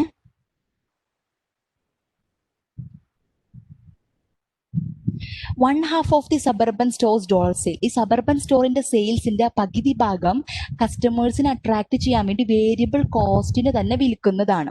So sale price is same as that of the variable cost. So will it affect, ആ ഒരു കാര്യത്തിനെ നമ്മൾ മാറ്റുന്നത് കൊണ്ട് നമ്മുടെ contribution margin effect ചെയ്യുന്നുണ്ടോ? കാരണം ഇപ്പൊ നമ്മൾക്ക് പകുതി സബർബൻ സ്റ്റോറിന്റെ പകുതി സെയിൽസ് നമ്മൾ വേരിയബിൾ കോസ്റ്റിന് തന്നെ വിൽക്കുന്നതാണ്.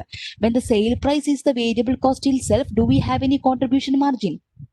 ഉണ്ടോ? വല്ല കോൺട്രിബ്യൂഷൻ മാർജിൻ നമുക്ക് അതിൽ നിന്ന് കിട്ടുന്നുണ്ടോ? ഇല്ല. സോ നമ്മൾക്ക് ഇപ്പൊ അവൈലബിൾ ആയിട്ടുള്ള കോൺട്രിബ്യൂഷൻ മാർജിൻ എന്താണ്? That contribution margin is from the remaining 50% sale. ഇനി ബാക്കിയുള്ള 50%, അല്ലെ, ബാക്കി പകുതി സെയിൽസിന്റെ മാത്രമേ നമ്മൾക്ക് കോൺട്രിബ്യൂഷൻ മാർജിൻ ഉള്ളൂ.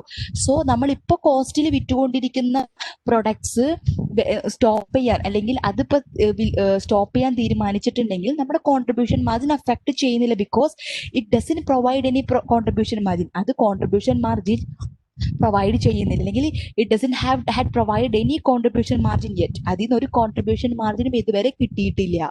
സോ അത് അവസാനിപ്പിക്കുന്നതിന്റെ പേരിൽ നമ്മുടെ കോൺട്രിബ്യൂഷൻ മാർജിനെ അഫക്ട് ചെയ്യുന്നില്ല. പക്ഷേ ഇങ്ങനെ നമ്മൾ ചെയ്യുന്നത് വഴി നമ്മുടെ ഫിക്സ്ഡ് എക്സ്പെൻസ് 15% കുറയുന്നുണ്ട്. മാത്രമല്ല നമ്മുടെ സബർബൻ റിമൈനിങ് സെയിൽസ് ഉണ്ടല്ലോ, ഇനി ബാക്കിയുള്ള 50%-ൽ 20% സെയിൽസ് ഉണ്ടല്ലോ, ആ 20% സെയിൽസും കുറയുന്നുണ്ട്. Then it will affect the contribution margin, because ഇപ്പൊ കോൺട്രിബ്യൂഷൻ മാർജിൻ എന്തിന്ന് മാത്രമേ ഉള്ളൂ, ആ 50% ഗുഡ്സ് ഇന്ന് മാത്രമേ ഉള്ളൂ. അതിലൊരു 20% സെയിൽസ് വോളിയം വീണ്ടും നഷ്ടപ്പെടുകയാണെന്നുണ്ടെങ്കിൽ our contribution margin will get reduced. So this change would not affect the urban store. The urban സ്റ്റോറിനെ അഫക്ട് ചെയ്യണമൊന്നുമില്ല. അപ്പൊ ഈ ഐറ്റംസ്, കോസ്റ്റിൽ വിറ്റ് ഐറ്റംസ് വിൽക്കാൻ തീരുമാനിച്ചിട്ടുണ്ടെങ്കിൽ, വേണ്ടാന്ന് തീരുമാനിച്ചിട്ടുണ്ടെങ്കിൽ, നമ്മുടെ മന്ത്ലി ഇൻക്രീസ് അല്ലെങ്കിൽ ഡിക്രീസ് എന്തായിരിക്കും എന്ന് നോക്കാം. സോ ആക്ച്വലി 20% ആണ് ലോസ് ഉണ്ടാവുക. Actually the suburban store is having A contribution margin of 36,000. ഈ 36,000-ല് ഫസ്റ്റ് പാർട്ടിൽ പറഞ്ഞിരിക്കുന്ന ആ 50%, ഹാഫ് ഓഫ് ഗുഡ്സ്, നമ്മൾ എന്താ decision by Corbin to eliminate the item sold at cost, ആ ഒരു ഡിസിഷൻ നമ്മുടെ കോൺട്രിബ്യൂഷൻ മാർജിൻ അഫക്ട് ചെയ്യുന്നില്ല. കാരണം അതിൽ നിന്ന് നമുക്ക് കോൺട്രിബ്യൂഷൻ മാർജിൻ ഒന്നും തന്നെ ഇതുവരെ കിട്ടിയിട്ടില്ല. അപ്പൊ കോൺട്രിബ്യൂഷൻ മാർജിൻ അഫക്ട് ചെയ്യുന്നില്ല.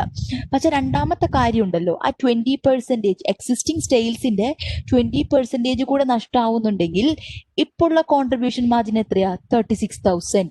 അതിന്റെ 20% കുറയും. സോ കോൺട്രിബ്യൂഷൻ മാർജിൻ എത്ര കുറയും? Decrease by 36,000 into 20% would be what? 7,200. ഇനി 7,200 കിട്ടില്ല. പക്ഷേ ഈ ഒരു ഡിസിഷൻ കാരണം നമ്മുടെ ഡയറക്റ്റ് ഫിക്സ്ഡ് എക്സ്പെൻസ് 15% കുറയുന്നുണ്ട് അല്ലേ? So what is the direct fixed expense for suburban store? It is 40,000. 40,000 ആണ് ഡയറക്റ്റ് ഫിക്സ്ഡ് എക്സ്പെൻസ്. സി കാണുന്നില്ലേ? സോ അപ്പോ 40,000 15% കുറയാണെന്നുണ്ടെങ്കിൽ, okay, the cost is reducing. Cost reduce ആവുകയാണെന്നുണ്ടെങ്കിൽ നമ്മുടെ പ്രോഫിറ്റിൽ എന്തായിരിക്കും? അതൊരു ഇമ്പാക്റ്റ് ആയിരിക്കും ഉണ്ടാവുന്നുണ്ടാവുക. ഈ പ്രോഫിറ്റിൽ ഇൻക്രീസ് ആയിരിക്കും. ഇറ്റ് ഈസ് ഒരു പോസിറ്റീവ് ആയിട്ടൊരു കാര്യമാണ്. 40,000-ന്റെ എത്ര ശതമാനമാണ് കുറയുന്നത്? 15%. സോ 40,000-ന്റെ 15% എത്രയാ? 6,000. സോ ആക്ച്വലി നമ്മൾ നോക്കുകയാണെന്നുണ്ടെങ്കിൽ നമ്മുടെ പ്രോഫിറ്റിൽ എന്താ?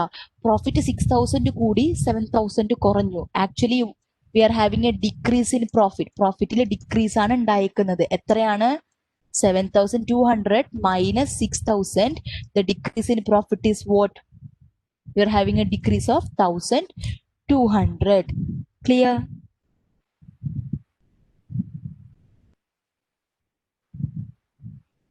Clear ആയോ?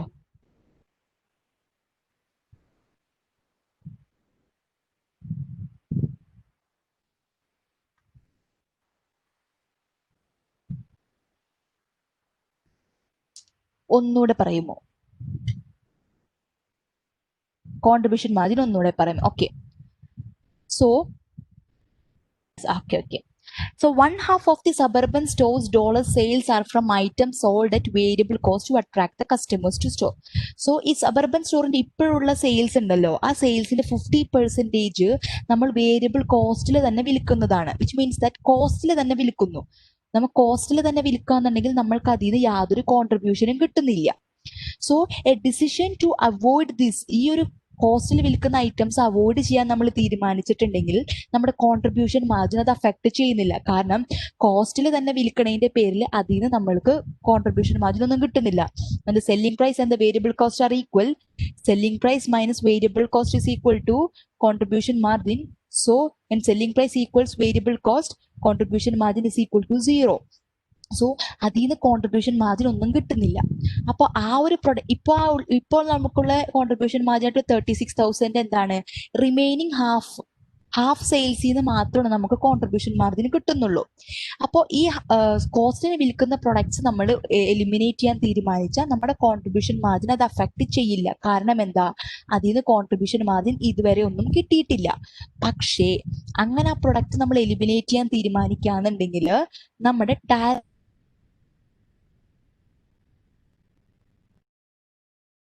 ചെയ്യും. മാത്രമല്ല സെയിൽസിന്റെ 20% ആവുകയും ചെയ്യും. സെയിൽസിന്റെ നമ്മുടെ കോൺട്രിബ്യൂഷൻ മാർജിൻ എത്ര കുറയും?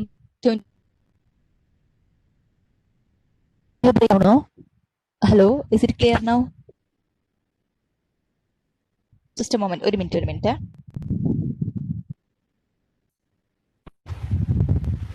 Hello, is it clear now?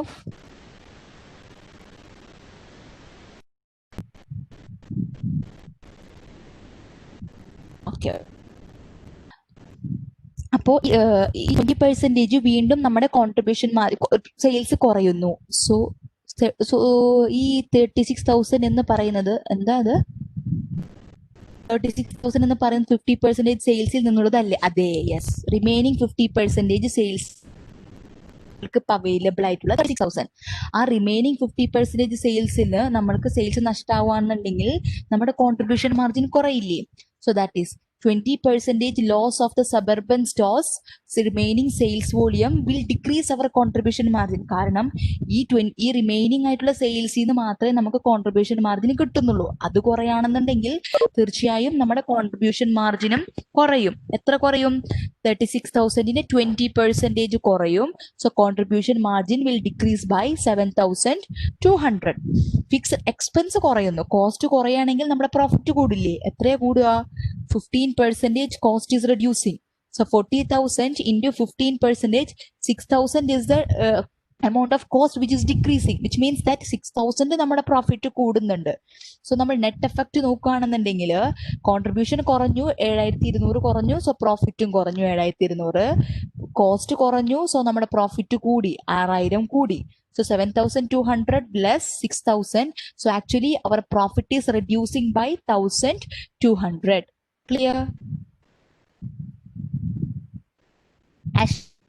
Oh. Yes.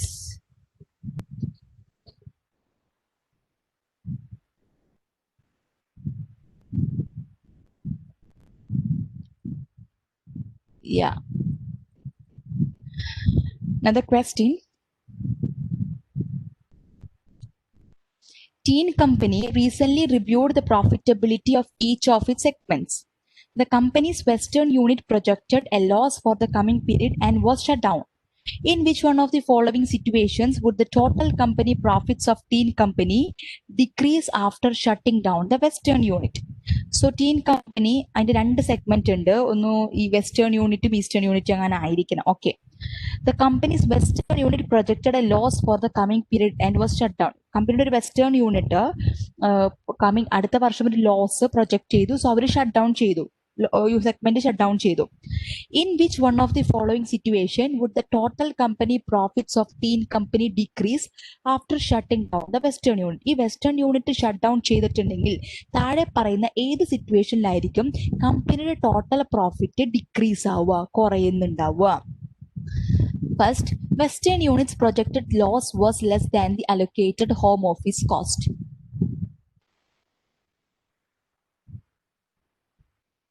ഏത് സിറ്റുവേഷനിലായിരിക്കും കുറയുന്നത്? Western units projected loss was less than allocated home office loss. Western യൂണിറ്റിന് നമ്മൾ പ്രൊജക്ട് ചെയ്ത ലോസ് ഉണ്ടല്ലോ, ആ ലോസ് ഈ നമ്മുടെ ഹോം ഓഫീസ് കോസ്റ്റ് അല്ലെങ്കിൽ ഈ കോമൺ കോസ്റ്റ് ഇവർക്ക് അലൊക്കേറ്റ് ചെയ്ത് കൊടുക്കുമല്ലോ, അതിനെക്കാട്ടിയും കുറവായിരുന്നു loss. Western units projected contribution margin was negative. Western യൂണിറ്റിന്റെ നമ്മൾ പ്രൊജക്ട് ചെയ്ത കോൺട്രിബ്യൂഷൻ മാർജിൻ നെഗറ്റീവ് ആണെന്നുള്ളത്.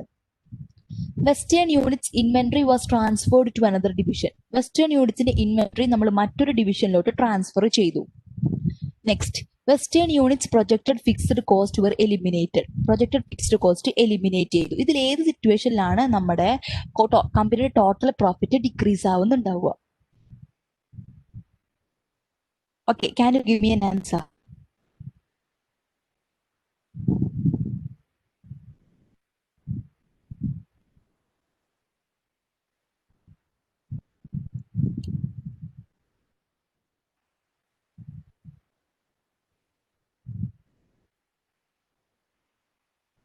A. So Roshan has given option A and Roshan explain cheyo. Why A?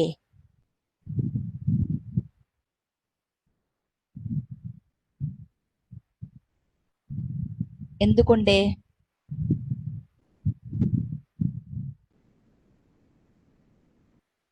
A is the answer. Because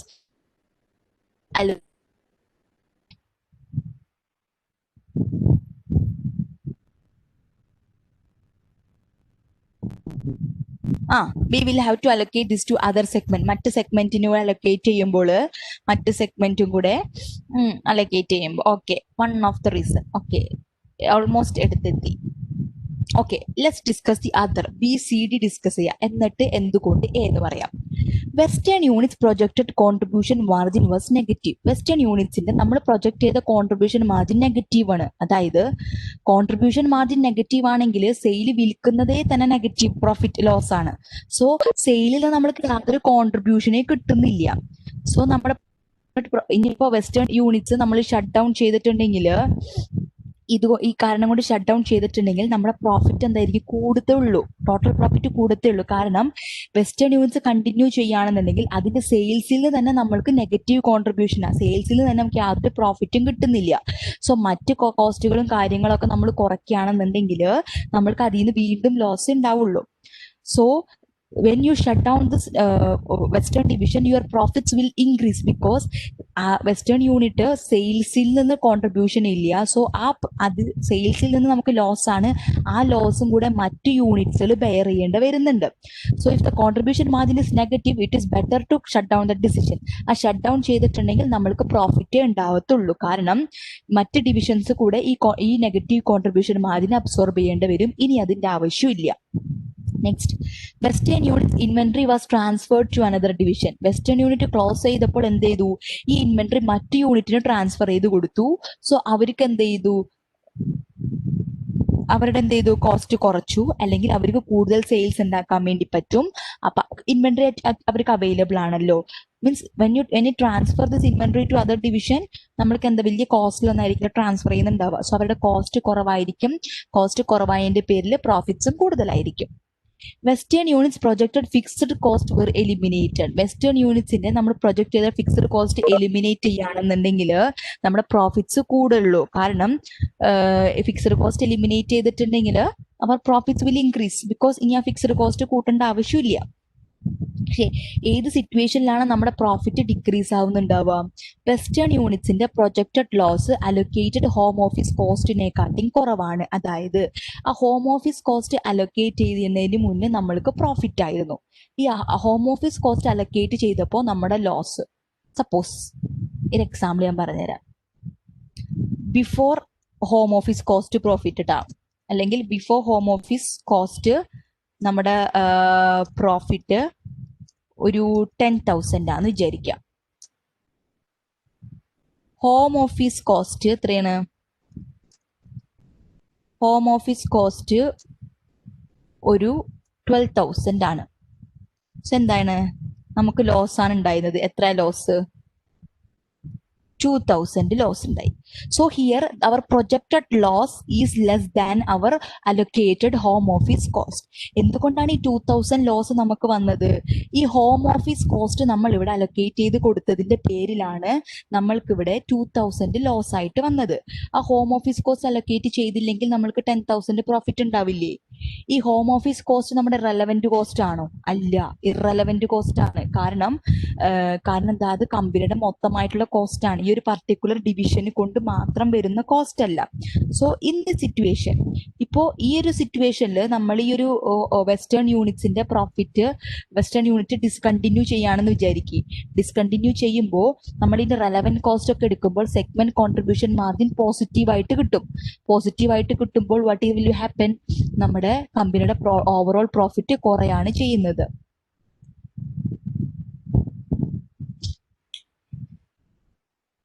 കാരണം ഈ കമ്പനിയുടെ ഈ home office കോസ്റ്റിലെ 12,000, ഈ 12,000 ഒരു 10,000 ആരെ അബ്സോർബ് ചെയ്തു, ഈ വെസ്റ്റേൺ ഡിവിഷൻ അബ്സോർബ് ചെയ്തു. ഇനി വെസ്റ്റേൺ ഡിവിഷൻ ഡിസ്കണ്ടിന്യൂ ചെയ്തിട്ടുണ്ടെങ്കിൽ ഈ 12,000 മറ്റ് ഡിപ്പാർട്ട്മെന്റ് അബ്സോർബ് ചെയ്യേണ്ടി വരും. പക്ഷെ അങ്ങനെ അബ്സോർബ് ചെയ്യുകയാണെന്നുണ്ടെങ്കിൽ നമ്മുടെ ടോട്ടൽ പ്രോഫിറ്റ് വീണ്ടും കുറയത്തില്ലേ? That is it. ക്ലിയർ ആയോ? ക്ലിയർ ആയോ?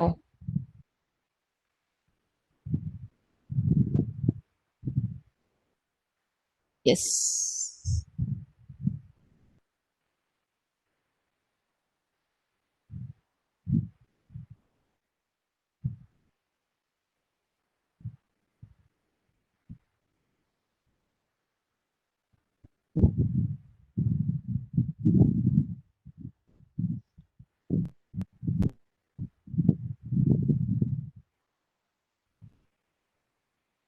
Okay.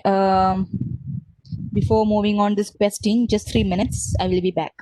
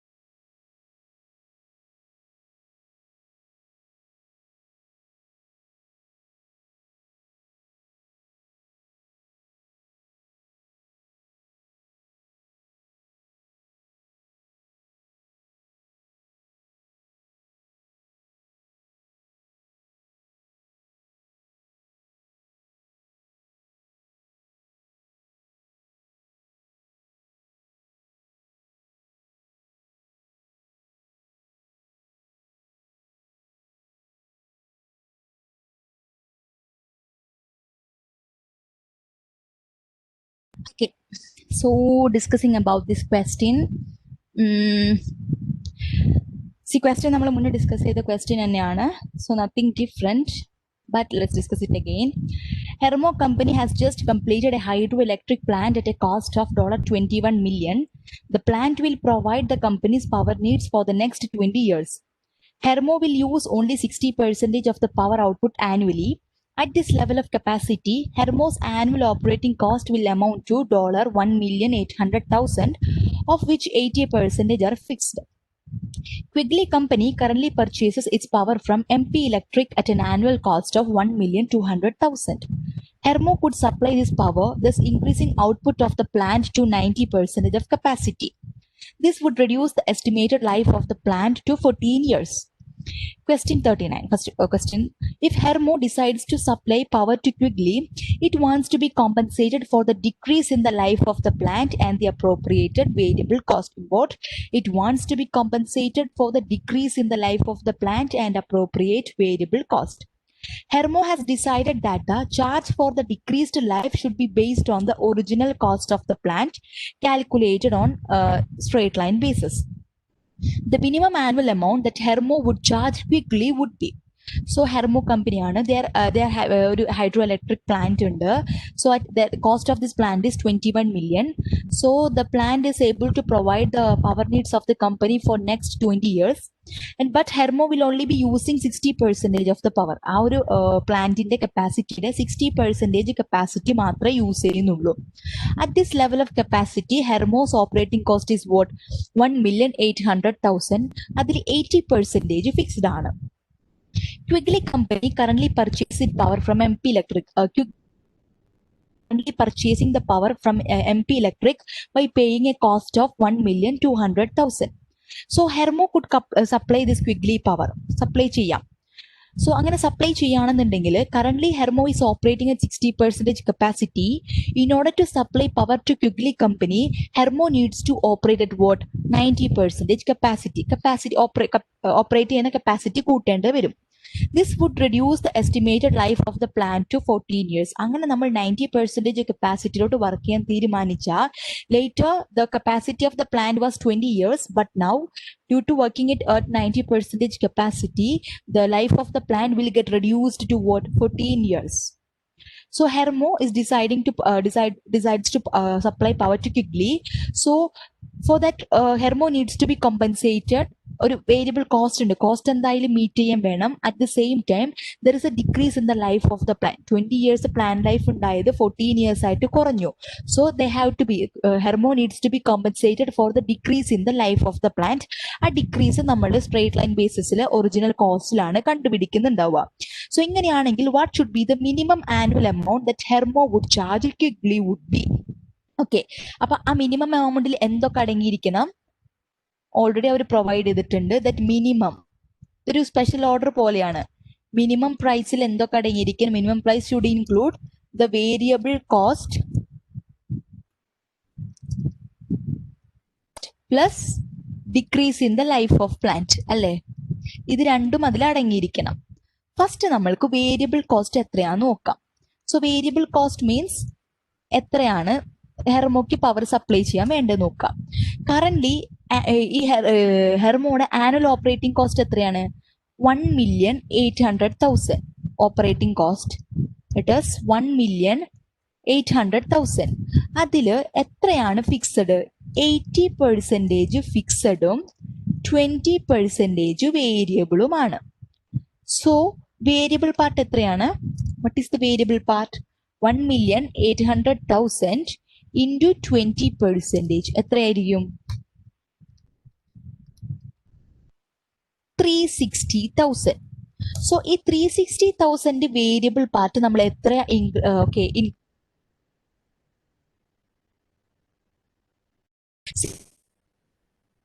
360 ഉള്ളത്. അങ്ങനെ 90% ഓപ്പറേറ്റ് ആണെങ്കിൽ 60,000 divided by 60 into 90. What was when operated at full 540,000.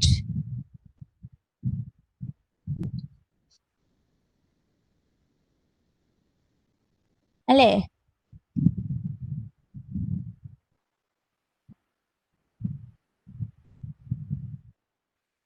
Clear? ഇതുവരെ ക്ലിയർ ആണോ? എന്താ പറഞ്ഞേക്കുന്നത്? യെസ്, ക്ലിയർ ആണ്. Okay. So when operating at 690%, 540,000. So ക്വിഗ്ലിക്ക് വേണ്ടി മാത്രം നമ്മൾ ഇൻകർ ചെയ്യുന്ന വേരിയബിൾ കോസ്റ്റ് എത്രയാണ്? വേണ്ടി മാത്രം നമ്മൾ ഇൻകർ ചെയ്യുന്ന വേരിയബിൾ കോസ്റ്റ് എത്രയാ?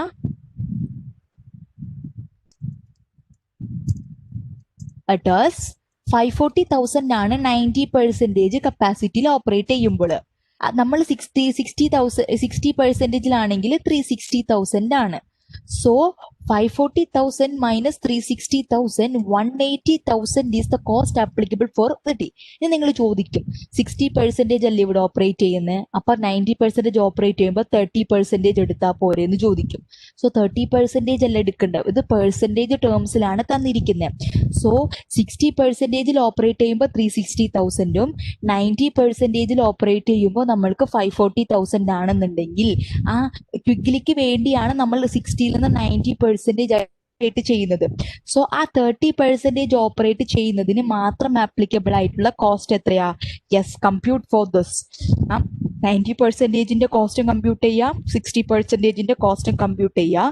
എന്നിട്ട് അതിൽ നിന്ന് നമ്മൾ നമ്മുടെ ഇത് ഡിഫറൻസ് കണ്ടുപിടിക്കുക. That would be the cost, variable cost applicable for ക്വിഗ്ലിക്ക് വേണ്ടി നമ്മൾ എക്സ്ട്രാ പവർ പ്രൊഡ്യൂസ് ചെയ്യുമ്പോൾ മാത്രം വരുന്ന വേരിയബിൾ കോസ്റ്റ് ആണ് 180,000. ക്ലിയർ ആയോ? ഇത് ക്ലിയർ ആയോ വേരിയബിൾ കോസ്റ്റിന്റെ പാർട്ട്? യെസ്. ഇനി നെക്സ്റ്റ് അടുത്തത് എന്താ കോമ്പൻസേറ്റ് ചെയ്യണ്ടേ? Decrease in the life of plant അല്ലേ? ഓക്കെ. ആദ്യം പ്ലാന്റിന്റെ ലൈഫ് ആയിരുന്ന സമയത്ത് നമ്മൾ എത്രയായിരുന്നു ഡിപ്രീസിയേഷൻ പ്രൊവൈഡ് ചെയ്തിരുന്നത്? Later on 20. അത് ഡിപ്രീസിയേഷൻ വെച്ചിട്ടാ. നമ്മൾ 20 ഇയേഴ്സ് ലൈഫ് ആയിരുന്നപ്പോൾ ഡിപ്രീസിയേഷൻ കൊടുത്തിരുന്നത് കുറവും, 14 ഇയേഴ്സ് ലൈഫ് ആയപ്പോൾ നമ്മുടെ ഡിപ്രീസിയേഷൻ എക്സ്പെൻസ് കൂടുകയും ചെയ്തു. എക്സ്പെൻസ് കൂടുന്നുണ്ടല്ലോ. So when it was 20 years, what was our depreciation? 21 million. നമ്മൾ നോക്കുക, ഫോർ 20 ഇയേഴ്സ് ഏർലിയർ, മുന്നേ 20 ഇയേഴ്സ് ആയിരുന്നപ്പോൾ നമ്മുടെ ഡിപ്രീസിയേഷൻ എത്രയായിരുന്നു? What was our depreciation expense?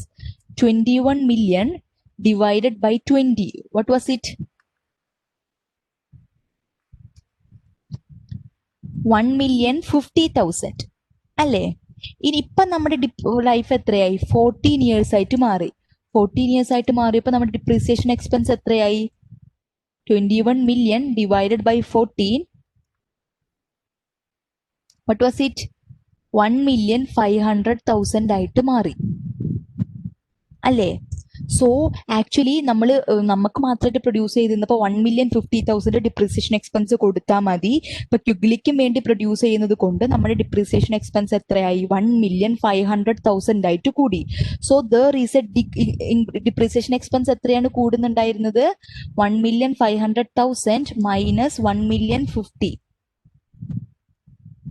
എത്രയാ വരുന്നുണ്ടാവുക? It is 450,000. So the price that you should charge to the Quigley needs to compensate this 450,000 decrease in the life of the plant, which is evident in the depreciation expense, plus the variable cost of 180,000. What should be the price? 450,000 plus 180,000. You should charge Quigley the minimum of 630,000. Clear?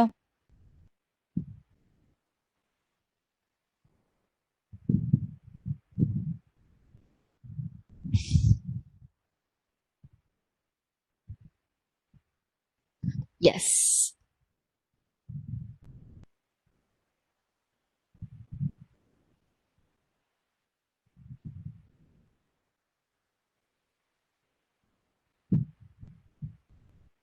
Okay, next question. You have to give me the answer. The maximum amount Quigley would pay Hermo annually for the power is? എത്ര amount ക്വിഗ്ലി ഹെർമോക്ക് പേ ചെയ്യാൻ തയ്യാറാകും? Maximum എത്ര വരെ പേ ചെയ്യാൻ തയ്യാറാകും? This is from the special order decision. So remind, what would be the maximum price the Quigley will be willing to pay to Hermo?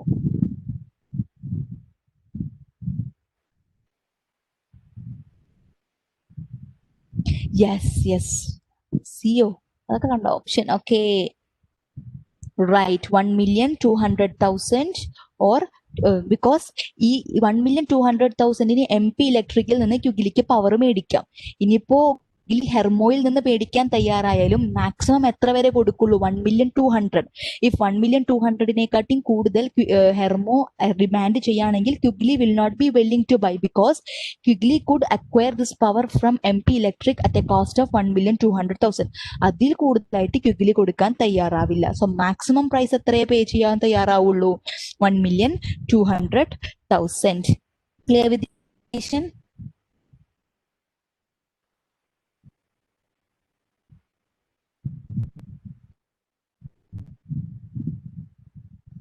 Clear ആണോ?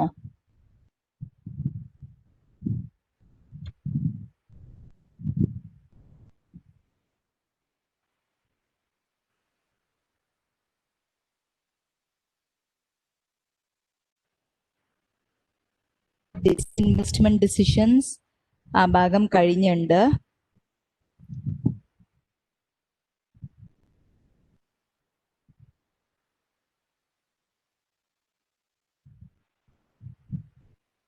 Okay, so we are having a remaining ഒരു കുറച്ച് theory ഉണ്ട്. എന്താണിത്?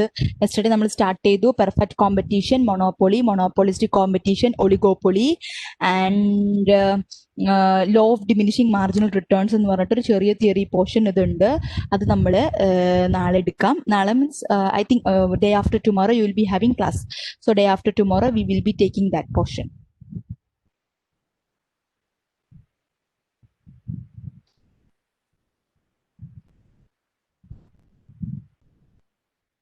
So by now, do you have any decision?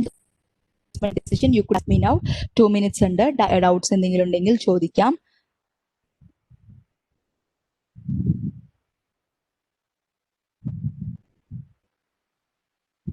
Okay. And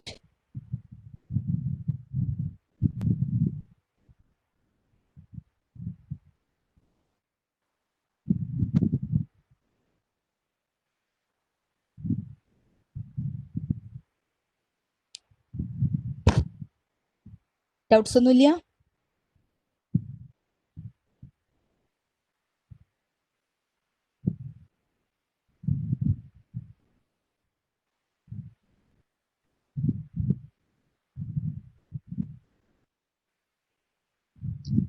Okay, so hello, who's this speaking?